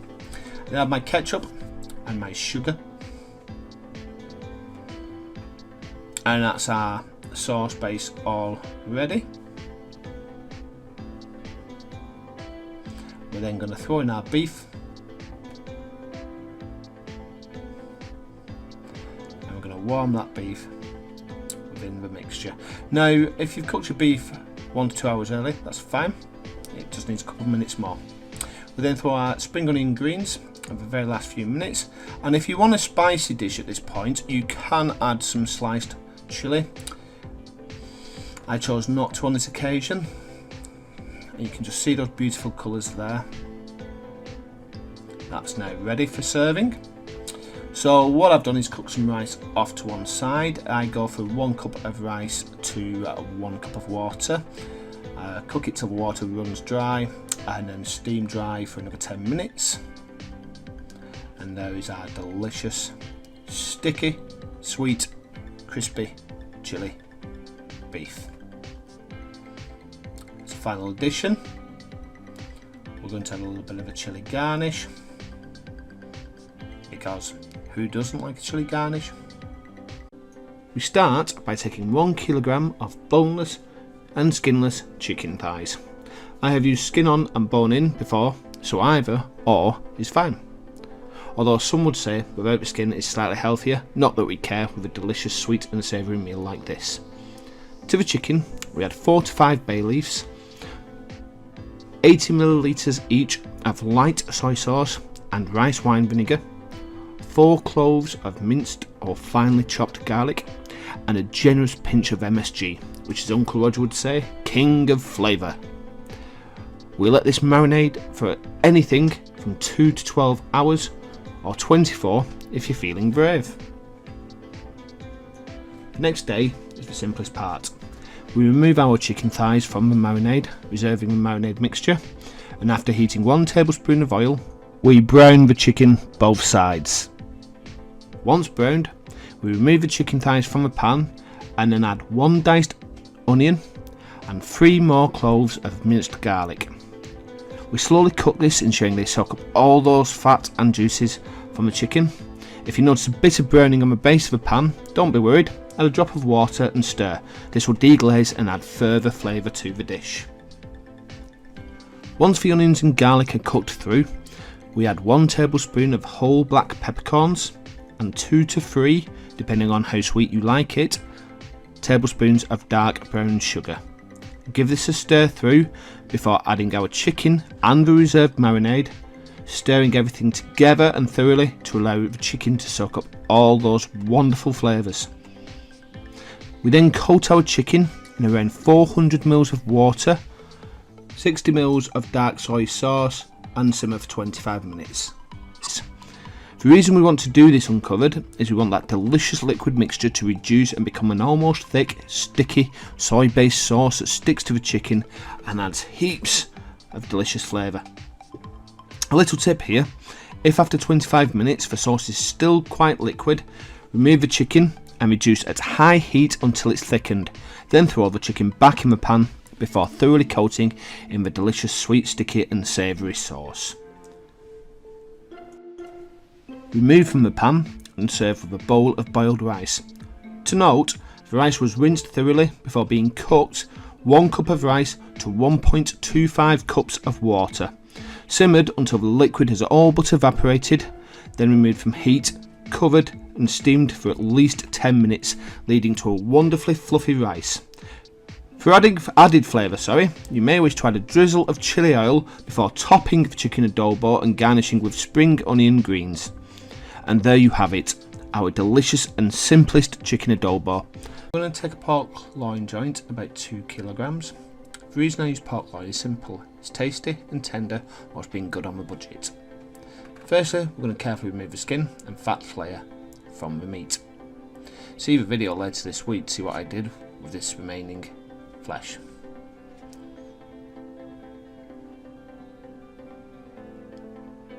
So as you can see, I'm taking great care to just slice between the skin layer and the meat, trying my very best not to slice my fingers off.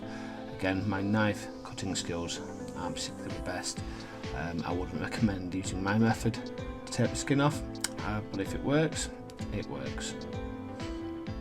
After removing the layer, we're going to cut the loin into evenly sized pieces before placing these pieces into a bowl, to which we're going to add around 3 tablespoons of dark brown sugar,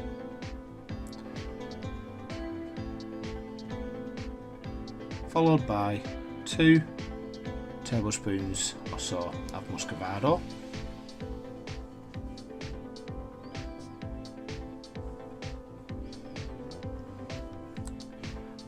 and then onto our liquids. We're going to add around 50 ml of honey and another 50 ml of maple syrup. Again, I do a lot of this by eyesight, but these are just rough ideas, so you can obviously tweak the recipe to suit your own flavours and tastes. Then add 100 ml of hoisin sauce. Now, if you can't get hold of hoisin sauce, you can substitute ketchup mayonnaise, which is a sweet soy sauce. My daughter loves it. We're then going to add 3 tablespoons of Shaoxing wine, 3 tablespoons of dark and light soy sauce, before adding 1 teaspoon of 5 spice powder, which will be coming up soon. There we go. Followed by 2 tablespoons, or 2 generous tablespoons of fermented bean curd. This is a fermented red bean curd. And for that extra red colour, I add a teaspoon of a red food colouring. I do warn you, this stuff is potent. You only need a tiny amount. Once that's all in, we're going to get our hands straight into the bowl and actually mix that thoroughly until every inch of each piece of meat is thoroughly coated in marinade. We're then going to wrap that up and leave this for around 24 hours and allow those flavours to deepen. When needed, we're going to preheat an oven to 200 degrees centigrade, which is about 400 Fahrenheit, before spacing evenly the meat on a wire rack and placing this in the preheated oven. Unfortunately, my video did cut out. There is a recipe for Char show shared earlier this year, but we're going to take the remaining marinade from the bowl and we're going to reduce that in a pan until it forms a thick slurry. And then every 10 minutes we're going to take the pork out of the oven and baste each piece of the pork with a thickened mixture. We'll continue to do this until the internal temperature of our pork reaches between 63 degrees or 68 degrees Celsius or 145 to 155 Fahrenheit. I go for the lower end as the meat is then rested for 10 minutes, so then it will continue to cook slowly. We can then slice the char siu and either cool and freeze for later use or use it immediately. I tend to like to steal a couple of pieces for me, but for the chow mein I did use a pre-made frozen pack, which we then took out of the freezer 24 hours before and defrosted. So there you have our nice char siu recipe. Simple, easy to follow, and the longest it takes is just 24 hours sat in the fridge marinating. Very little hands-on time is needed.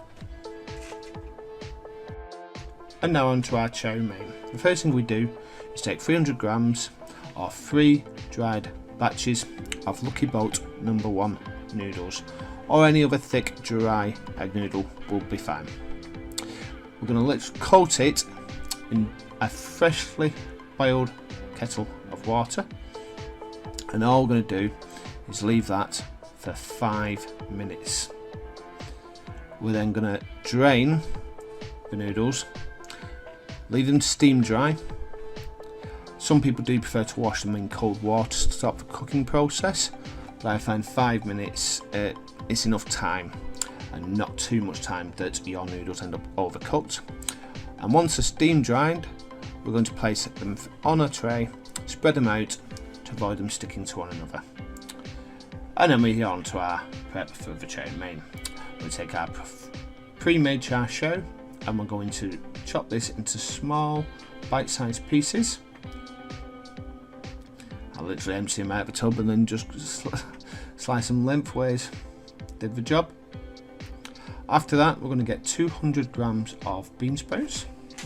Now the bean sprouts are very quick to cook, so those are going to be one of the last things we place into the chow mein. We're also going to take not one, not two, but 4 pieces of garlic. And there we go. And then you have an option here. A lot of people do traditionally like to fan chop them. I like to slice them in a mandarin. And then take 2 small brown onions, peel half and then finally slice them. Before taking a bunch of spring onions, removing the whites and the heads. The whites were used in another recipe. I'm going to take off any remaining green bits that are looking a bit haggard, and then we're going to chop our green bits into 2-inch pieces. And then we're going to take our wok and preheat it till smoking. To that wok, we are going to add a ladle full or so of vegetable oil.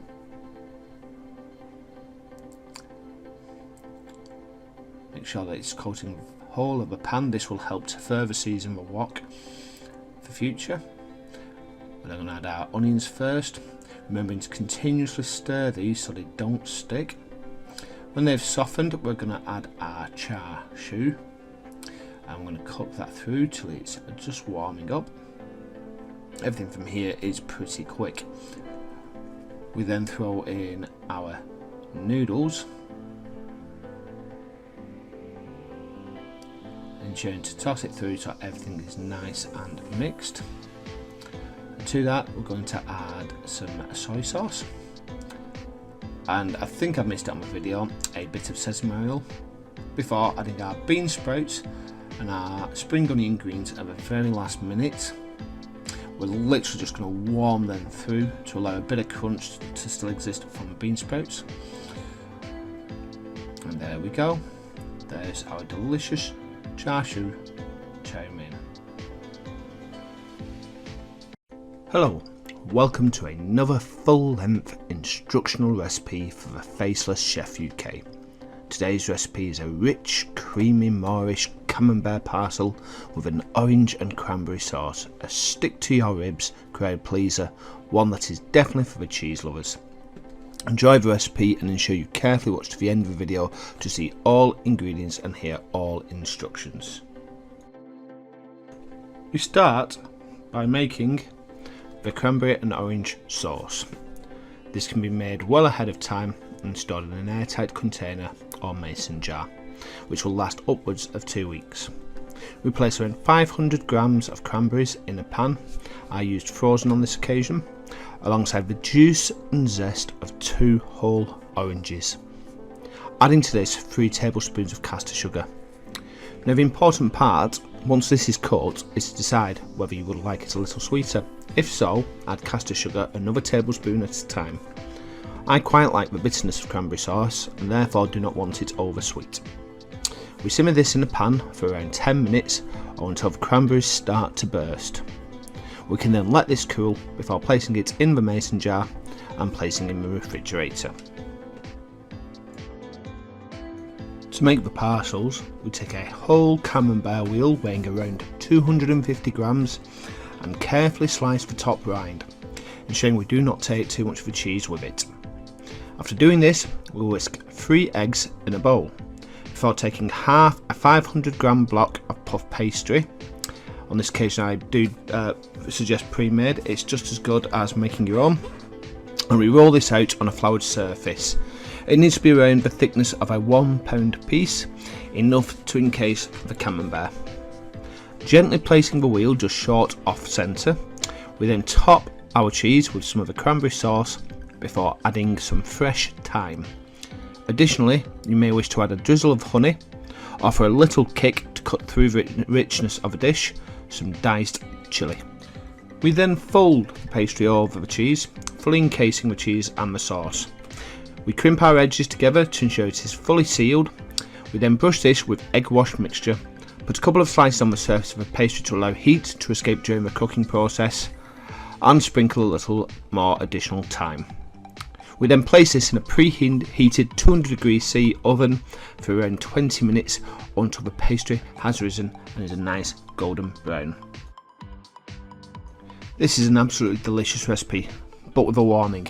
It is extremely rich. You may wish to have something savoury on the side or something with a nice spicy kick. I like to use a sauce from a Daddy Cool's chili sauce range with this. The link will be underneath in the description, or some paprika wedges. We start by boiling 3 eggs in a pan. These will be brought to a boil and cooked for at least 10 minutes to ensure hard boiled. We then rinse in cold water, deshell and chop roughly before being reserved for later. For our topping, we peel, cube and rinse white potatoes before bringing these to a boil in salted water and cooking until a knife goes through a single cube with ease. These are then steam dried before adding butter and mashing together. You may wish to use a rice to ensure the mash is lump free and beautifully smooth. I was a little short on time, so went straight for the masher instead. For the filling, we melt around 30 grams of unsalted butter in a pan before gently frying 4 thinly sliced spring onions. Generally, you want 1 tablespoon of flour per 10 grams of butter, so to this we add 3 tablespoons of plain flour. Continuously stirring and cooking the flour out, which is when the smell of the flour is gone from the mixture. We then slowly add milk, continuously whisking to avoid the sauce catching on the base of the pan, and we continue to add small amounts of milk until we get our desired consistency. As the fish we are adding contains quite a lot of liquid, we can allow this sauce to be quite thick to start. We then add 400 grams of mixed fish. A standard frozen supermarket fish pie mix is perfectly fine here, and we stir this through before adding our chopped eggs from earlier, a generous handful of frozen peas and sweet corn, and generous handfuls of chopped dill and parsley. We then stir this whilst cooking on a low heat for around 8 minutes. You may wish to add, like me, 2 tablespoons or so of parmesan into the sauce mixture to give a delicious added flavour. We taste for seasoning, then remove from heat. We place this mixture in a roasting dish before topping with the mash from earlier and sprinkling with more parmesan cheese. We place this in a preheated oven at 200°C for around 30 minutes until the mash is golden and crisp on top. Hey there folks, today I'm going to show you a brilliant way to breathe new life into leftover meat. In this case, a leftover leg of lamb. Watch as I turn this leg of lamb into a delicious roast for Sunday dinner before turning the leftovers into mouth-watering pulled minted lamb rolls that are sure to impress, whilst also being a great way of using leftover meat, cutting down on wastage. If you like this recipe, give me a comment below. What's your favourite way to utilise leftovers? Give this video a like and subscribe or share it with friends. For those that haven't seen my leg of lamb recipe, why not? Don't worry, I've got you covered. If you've already seen the video however, do skip forward to around 3 minutes and 49 seconds. The first thing we are going to do is dry brine our joint for at least 24 hours. To quote a random search, dry brining uses the food's own moisture to form the brine that then soaks back in. This produces juicy, flavourful results, whilst also helping to achieve a browner and crispier skin. For those that like to brine their meat joints, this also takes up a lot less room than a wet brine. First, we dry the meat. In our case, this is a leg of lamb, which is about 2 kilos in size. We dry the meat using kitchen towel before coating and rolling the joint in kosher salt, or rock salt if you don't have kosher salt to hand. To note, when dry brining, it is best to use half a teaspoon of salt per pound or so of meat, or 450 grams. Place this on a rack and refrigerate for at least 24 hours. After 24 hours, the meat should be brined. If you decide to remove this earlier, make sure the skin is dry.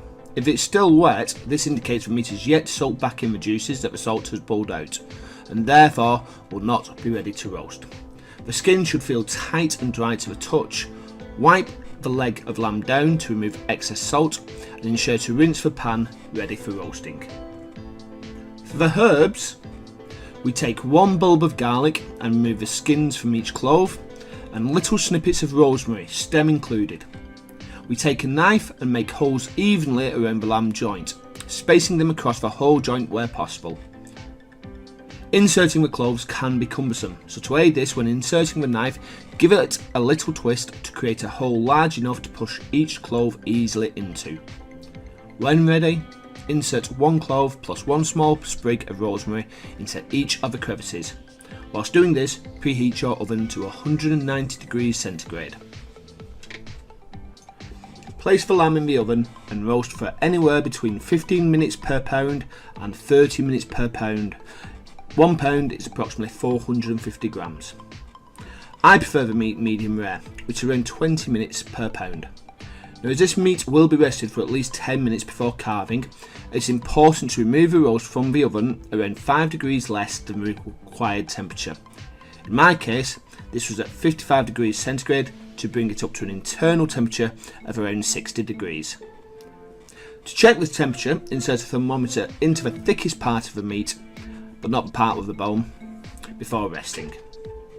When cooked, remove from the oven and as stated, rest for around 10 minutes before carving. And there you have it, the easiest, tastiest roast lamb with rosemary and garlic.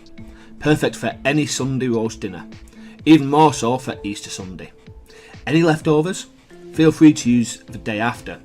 We like to make our version of stovies, using leftover meat, leftover roasties and baked beans. Click on the card above to see this recipe. There are 2 ways to prepare the chocolate fish while cooking. Take the meat directly off the bone, or slow cook it on the roll. I do believe bone adds flavour, so in this case I will cook it straight on, to the point that the bone simply pulls straight out. Slow cooker is slow miles, therefore have a hacksaw.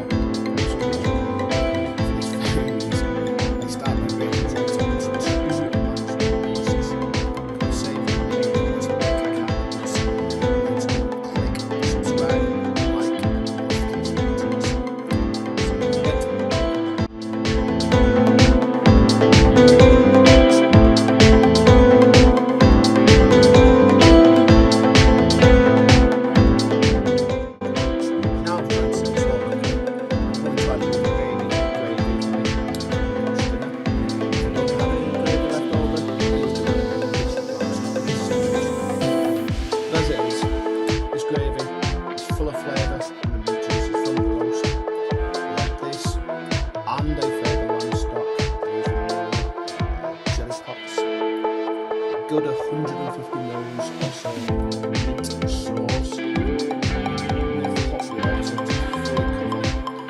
And as close to the cover as you can.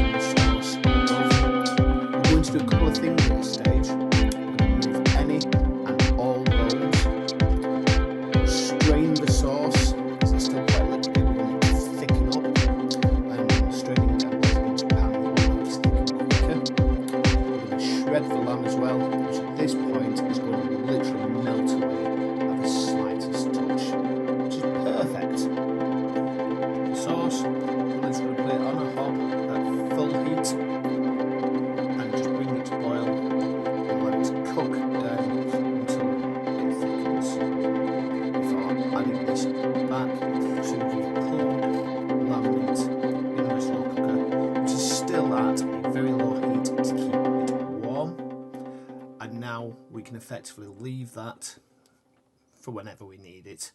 Just keep that heat on low, but remember it is recommended that slow cookers are never left on for more than 24 hours when cooking food. To finish, we're simply going to add this meat to some lovely buttered rolls, or is it barms, or barm cakes, or bats? What do you think it is? Leave a comment below and let me know your thoughts on the roll and barm cake argument. Personally, although I've called it rolls at the beginning, I'd much sooner call it a barm. Alongside the barms, I'm going to serve this with some fries and some steamed broccoli stems. Feel free to customise your recipe or rolls with additional toppings and sauces. Goat's cheese can work rather well, as can donut with cream tzatziki sauce.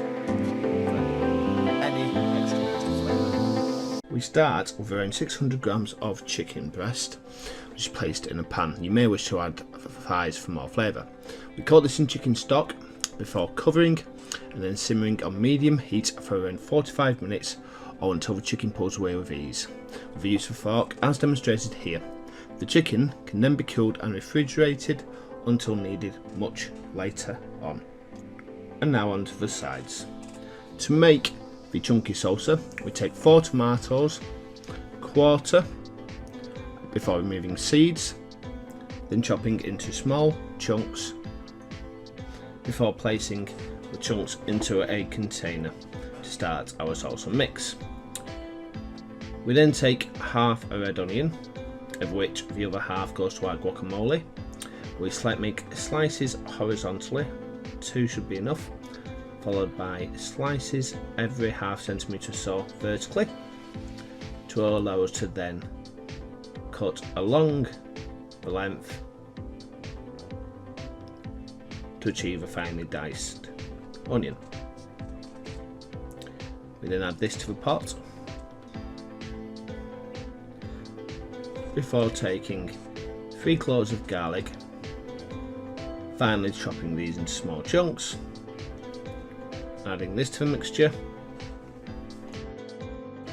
We then add a generous helping of coriander, which we chop roughly, before adding the juice of 1 lime, followed by some salt, and a teaspoon, and a dash of white wine vinegar. We then can use a pestle to roughly bring the ingredients together. We don't need this pasty, however, just nicely mixed. We want it to have a bit of a bite and remain quite chunky. There are those who prefer a smooth, slightly runnier salsa, and to do that, just keep the seeds within the tomatoes, add the ingredients to a blender and carefully pulse. To make a simple guacamole, we can take 4 ripe small avocados. A little tip here, if they're not quite ripe enough, stick them in the microwave for a few seconds. Halving each avocado, we then remove the stone before making incisions down the length of the inside, then the width. We can then flip the skin inside out and with these remove all the avocado.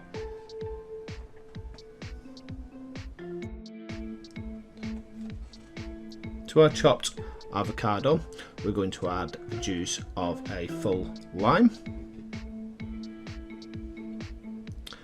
and then the other half of the red onion that we saved from earlier. Again, finely dicing this very carefully.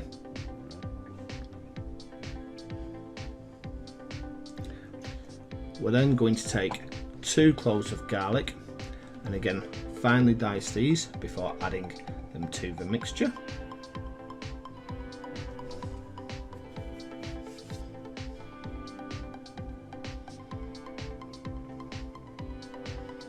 And once they're diced and added, we're going to take another 2 to 3 tomatoes and again half, then quarter before de-seeding and finally dicing and adding to our guacamole mix.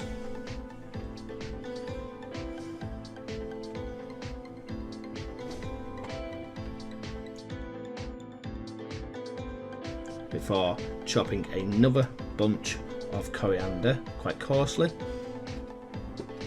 a little seasoning,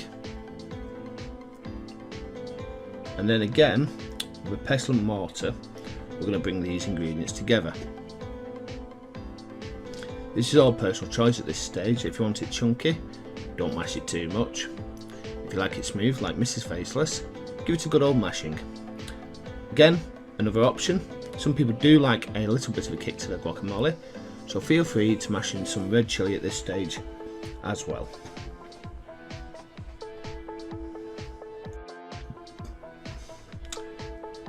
Both those sides can be placed in the refrigerator and left to rest for around 2 hours, or preferably 12 hours. We then take a frying pan and add 240 ml of passata sauce. I left a little to later on. I used the thickness with the chicken to judge whether or not more sauce was needed. Bringing this to a boil, we're then going to add 1 teaspoon each of ground coriander,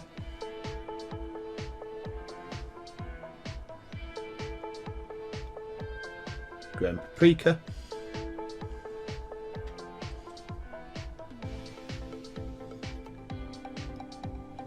ground cumin,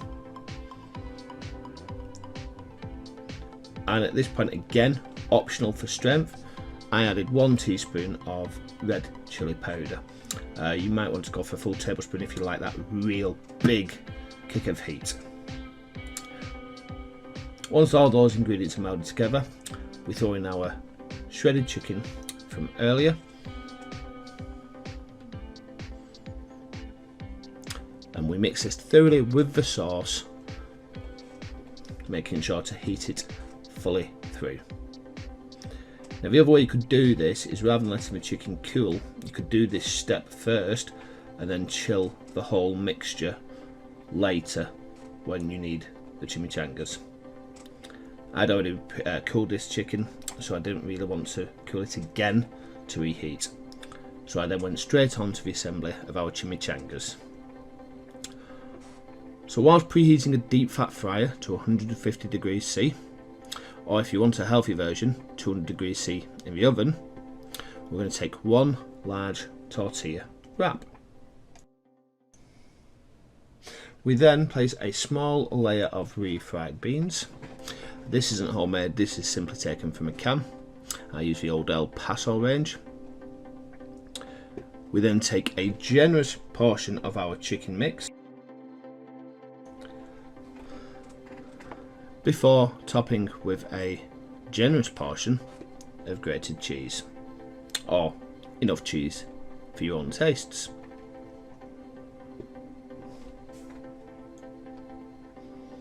We then fold the sides of the tortilla inwards with a little bit of difficulty. I did a bit of a mash-up job of this.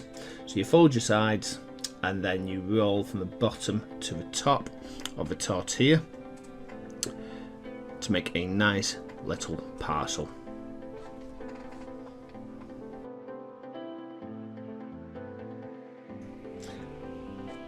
Once our tortillas are made, we're going to fry them at medium heat for around 8 minutes, rolling if needed. Be careful though, the tortillas can puff up and rise. You may wish to use a slotted spoon to press down gently whilst the chimichangas cook. You can ignore my fat hand in the way there, blurring the vision.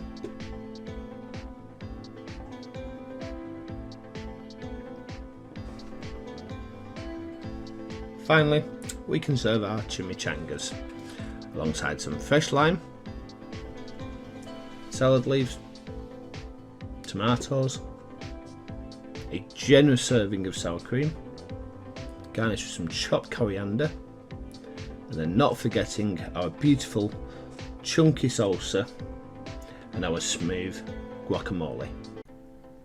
Hiya folks, picture this, a perfectly made Taco Bell crunch wrap that cracks open to reveal spicy and sweet buffalo chicken, melted cheese and a beautiful blue cheese sauce with a satisfying crunch in every bite. Sounds fantastic, doesn't it? Well, today this video shows you how to make the perfect buffalo chicken crunch wrap. If you're craving something that's both comforting and packed full of flavour, you don't want to miss this. Before we get started, do make sure to hit the subscribe button and click the bell icon so you never miss out on my delicious recipes. And while you're here, tell me in the comments what's your favourite way to enjoy buffalo chicken. I want to see your ideas. Let's get cooking. We start this recipe by slow cooking some juicy chicken breasts in any chicken stock you have at hand. I like to freeze stock from roast dinners in ice cube bags, ready for when I need a quick go-to stock. Whilst the chicken is cooking, we will start preparing both our sauces. For any and all ingredients, you will find these in the description below, so you can follow along as we cook. By the way, if you can think of any tweaks that you think would take this recipe to the next level, do make sure to drop them in the comments below. We start by finely chopping cloves of garlic before melting around 50 grams of butter in a pan. Once this is melted, we can add our diced garlic before gently cooking for a few minutes. After the garlic is cooked through, we will add our Frank's red hot sauce. I use a whole bottle and then either a couple of tablespoons of honey or some light brown sugar, whatever you have really, and always this one to your own taste. Then a little helping of salt to bring out those flavours.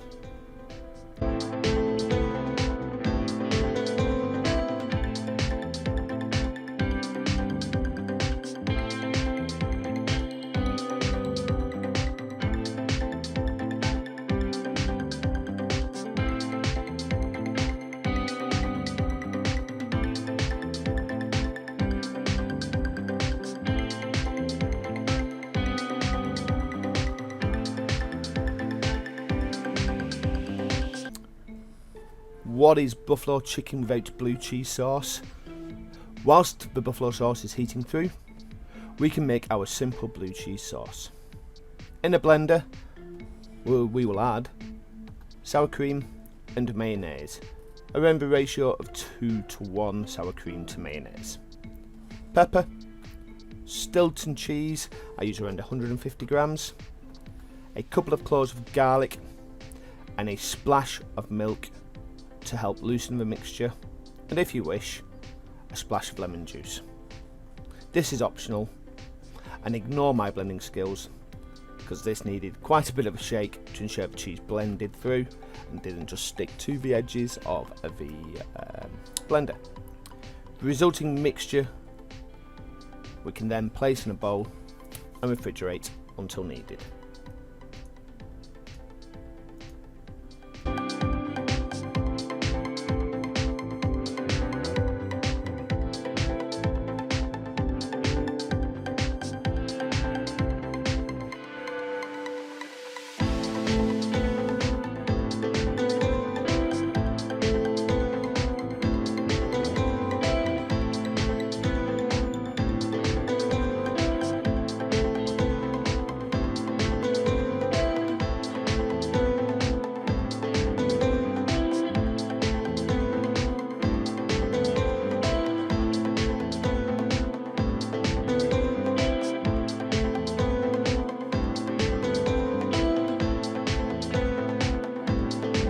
Back to our hot sauce.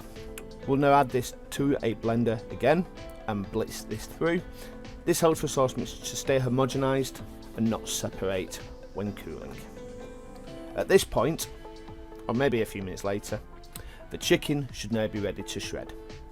A fork should do the trick. If it struggles, it needs to be cooked a while longer.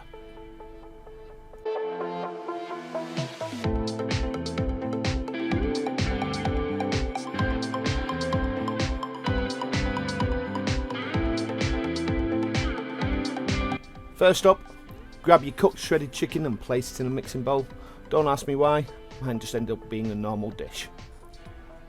Shred the chicken and pour in that fiery and sweet and delicious buffalo sauce and give it a good mix through until every piece of shredded chicken is coated in that spicy goodness. Quick question, are you a ranch or a blue cheese fan?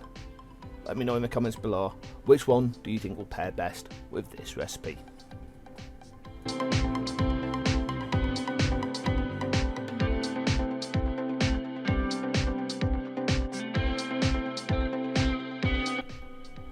Now Layer a large flour tortilla in the centre, add a generous helping of our delicious blue cheese sauce before topping it with some of that fiery shredded buffalo chicken.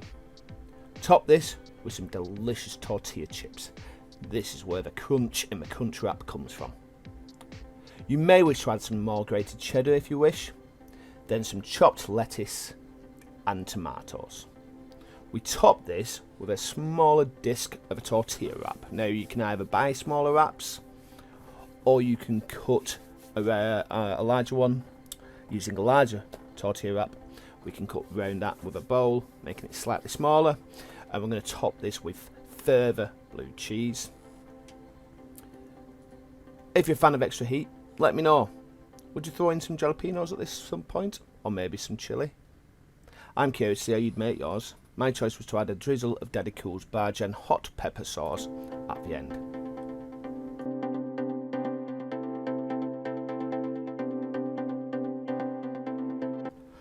On to the fun, not so fun, depending on your persuasion, part. We're going to start folding the crunch wrap. Starting from the bottom, we fold the edge of the tortilla up to the centre. Continue folding around the edges, creating small pleats until your crunch wrap is sealed. For me, this is quite awkward and quite crack-handed, but if you've got some tips or tricks for perfecting this fold, please do share them in the comments. I know some of you out there will probably be better at making a crunch wrap than me. A lot of people then choose to heat this in a skillet or frying pan over medium heat. I find a panini press does the same job and saves on flipping. So, what do you think so far? Do you add anything else to this crunch wrap? Any other ingredients? Please do let me know. Leave a comment below. And look at that. A beautiful, crispy on the outside, spicy, cheesy on the inside. Buffalo chicken crunch wrap. Perfection in every bite.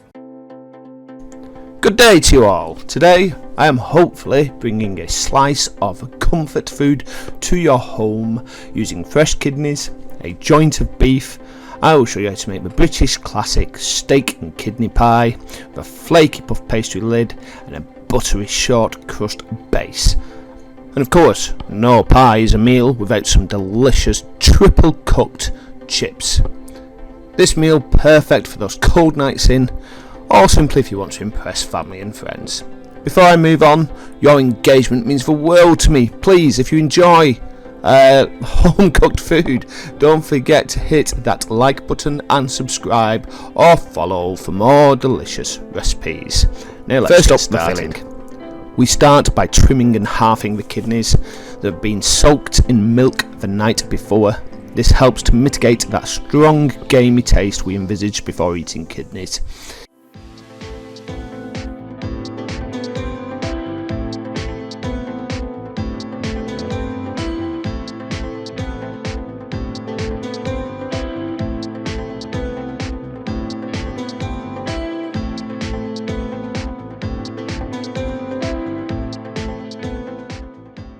In this recipe, I am also using a 1 kilogram gifted joint of beef, but feel free to use any cut of beef you wish, even chuck steak.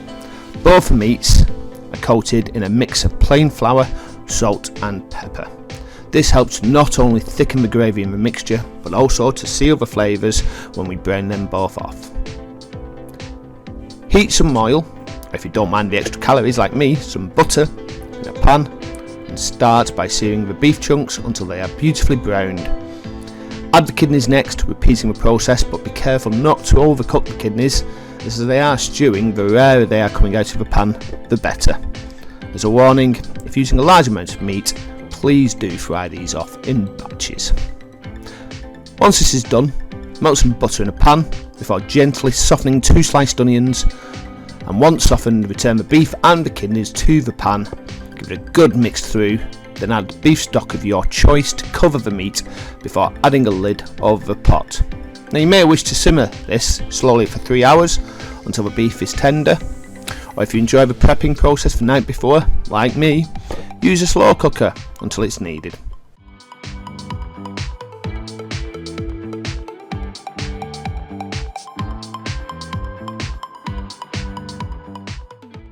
And after your desired cooking method, be it cooker or slow cooker, this is how your mixture should look. The steak should actually crumble at a mere touch of a fork. Absolutely delicious, rich, thick and extremely filling. Once the meat is cooked, let's keep things nice and simple with a store-bought shortcut pastry for the base. Roll it out gently, press it into your pie dish and either trim the edges now, or if like me you're worried about the short crust shrinking throughout the cooking process, let it overhang and worry about trimming later on.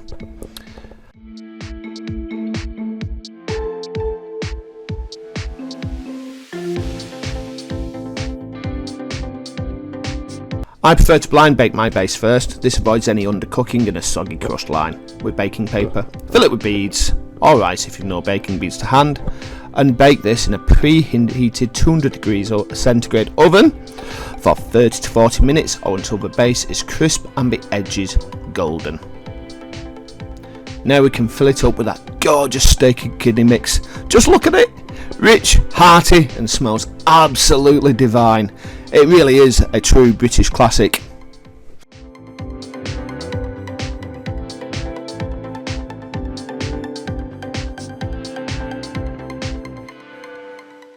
Again, for ease, I'm using shop-bought puff pastry. Roll this out before draping it over the top. Seal the edges, crimping it for that traditional look. Don't forget to cut a little vent in the middle for steam to escape during the cooking process. Brush it with egg wash for that golden glossy finish, and then pop this absolute beauty of a dish in the oven at 200 degrees centigrade or 390 Fahrenheit for about 30 to 35 minutes, or until the pastry is puffed and golden brown.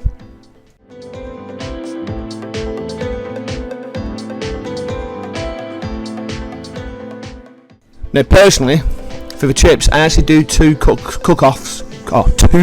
of the chips prior to the baking, as it allows the chips to be refrigerated before the final fry off, making them extra fluffy and extra golden and crispy. Peel and cut your potatoes into thick chips before rinsing them. Then boil these for about 8 minutes. Make sure you put at least 2 tablespoons each of salt and vinegar into the water whilst they boil. I can't get my words out. Either way, that salt and vinegar adds a delicious texture and flavour to the chips. As stated, boil these for about 8 minutes until a knife just barely pierces the surface of the chip, and then drain and let these steam dry before frying them at a low temperature. About 150 centigrade is fine, just until they're pale and cooked through. You should hear a rustle if you shake these chips in the basket. Cool them by drying them off on a kitchen towel before refrigerating for at least 30 minutes, or even do this entire process the night before and freeze them. When they're ready, crank up the heat in the fryer to 180 centigrade and fry them until they're golden and crispy. The result, a perfect looking chip that should be crispy on the outside and fluffy on the inside. Absolute comfort food. To be fair, you could eat just a bowl of these on their own. There he is, that moment we've all been waiting for, and definitely the moment that's worth all the prep and the cooking time before it. Slice into that golden puff pastry pie, serve it up with those triple cooked chips, and maybe a side of mushy peas or gravy if you're feeling extra traditional. Personally, the little ones wanted mushy peas and didn't want gravy. Who am I to argue? And there you have it, steak and kidney pie with triple cooked chips, a British classic, made relatively well and with all the subtlety of a brick through a window by me. Hello, welcome to the Faceless Chef UK. In today's episode, I'm going to show you how to create a delicious carbonara, as authentic as I can. Yes, I understand traditionalists may pick this recipe apart, but I enjoyed it, as I am sure you will. Apologies for the absence. Unfortunately, this is not my full-time career, and due to this, children, health and family, I took an extended break over the Christmas period.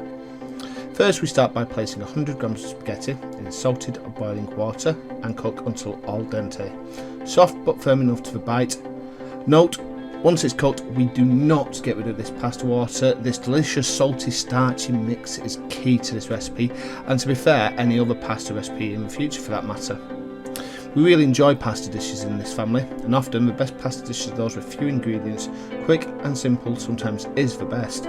If you like Italian style food, feel free to check out the arancini video I did towards the end of last year, and hopefully I shall be able to link that just above the screen. Whilst the pasta's cooking, I'm going to mix in a bowl 1 whole egg and 2 egg yolks. I'm going to thoroughly mix them until thoroughly combined before adding 150 grams of pecorino cheese. Once we mix this cheese in, the mixture should be quite thick, and alongside our pasta water, this is a mixture that will form the base of our sauce for the pasta. For some reason, the guanciale prep did not film, so this is around 150 grams of guanciale, which I will slice thinly before halving each strip into 2 again. We fry this in a pan, gently and over medium heat until the guanciale is brown and crisp, leaving the oil in the pan, but we're careful to ensure we remove half guanciale for later. If you don't have guanciale, you can always use, and I say this in order of preference, pancetta, lardons, or quite simply, bacon. We are going to leave the oil in the pan, however, because this will help with our sauce mixture later on.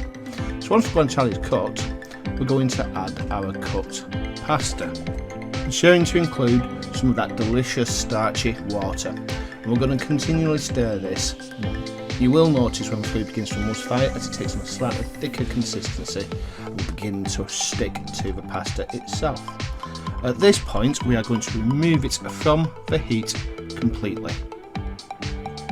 Once we've continuously stirred this mixture, we'll then, as I said before, remove it from the heat completely, and we will top it with our egg and pecorino mixture.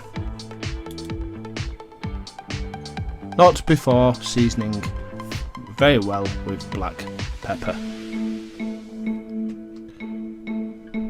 As you can see, I've fully got the heat turned off now. It's important to do this because if we don't do this, the egg will actually curdle and cook as you stir it through the mixture, so we definitely want that heat off. So here is our egg and cheese mixture. It does look quite thick at this stage, but that's fine. We're going to continuously stir this through. And this is one of those moments where you decide whether or not you want a quite saucy version or just something that barely coats the pasta. If you want it quite saucy like my missus, pardon the pun, you will add a little bit more pasta water and continuously stir whilst that mixture emulsifies and firmly coats the pasta. You have to excuse the big lumps of pecorino in there, but it's I found it very awkward actually when grating it. It did stick and break apart a little bit, but nonetheless it was all good. So once we've done this, we're actually going to coat again with black pepper, give it another season of black pepper before adding the mixture into a mixing bowl. And in that mixing bowl we're actually just going to, for about a minute, toss it over and over, flipping the mixture, making sure that not only that sauce is coating the pasta, but also that it is well and truly emulsified. So we're then going to place this in a serving bowl. Look at that, absolutely delicious. Doing the voice for this, I'm thinking I could just murder another bowl of that, but I've run out of guanciale. I may have to put some more in order, or refer to my earlier point and just make some pancetta later on in the week. So once in the bowl, we're going to take half the guanciale, not half guanciale, but the guanciale half that we reserved earlier, and we're actually going to place that on top of the pasta. And again, after that, we will season with black pepper, and finally with some more of that grated pecorino. Just taking care to tidy up and clean our bowl. There's our black pepper.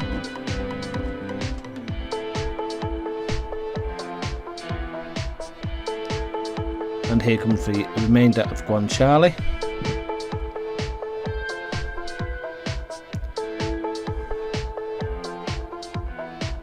and then the grated pecorino. Some people do prefer a little bit of grated parmesan at this point, but I had some left over, so I thought I might as well use this.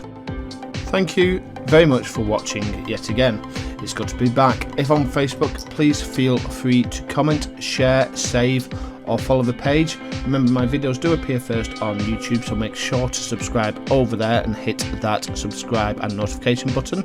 If you are on YouTube, please leave a comment, hit that subscribe button, grab a friend, get them to subscribe, and make sure you hit that notification button to see more weekly videos every week. If you would like to see previous videos, I have linked 2 on the screen now. Stay healthy, stay happy, and see you next episode. Goodbye.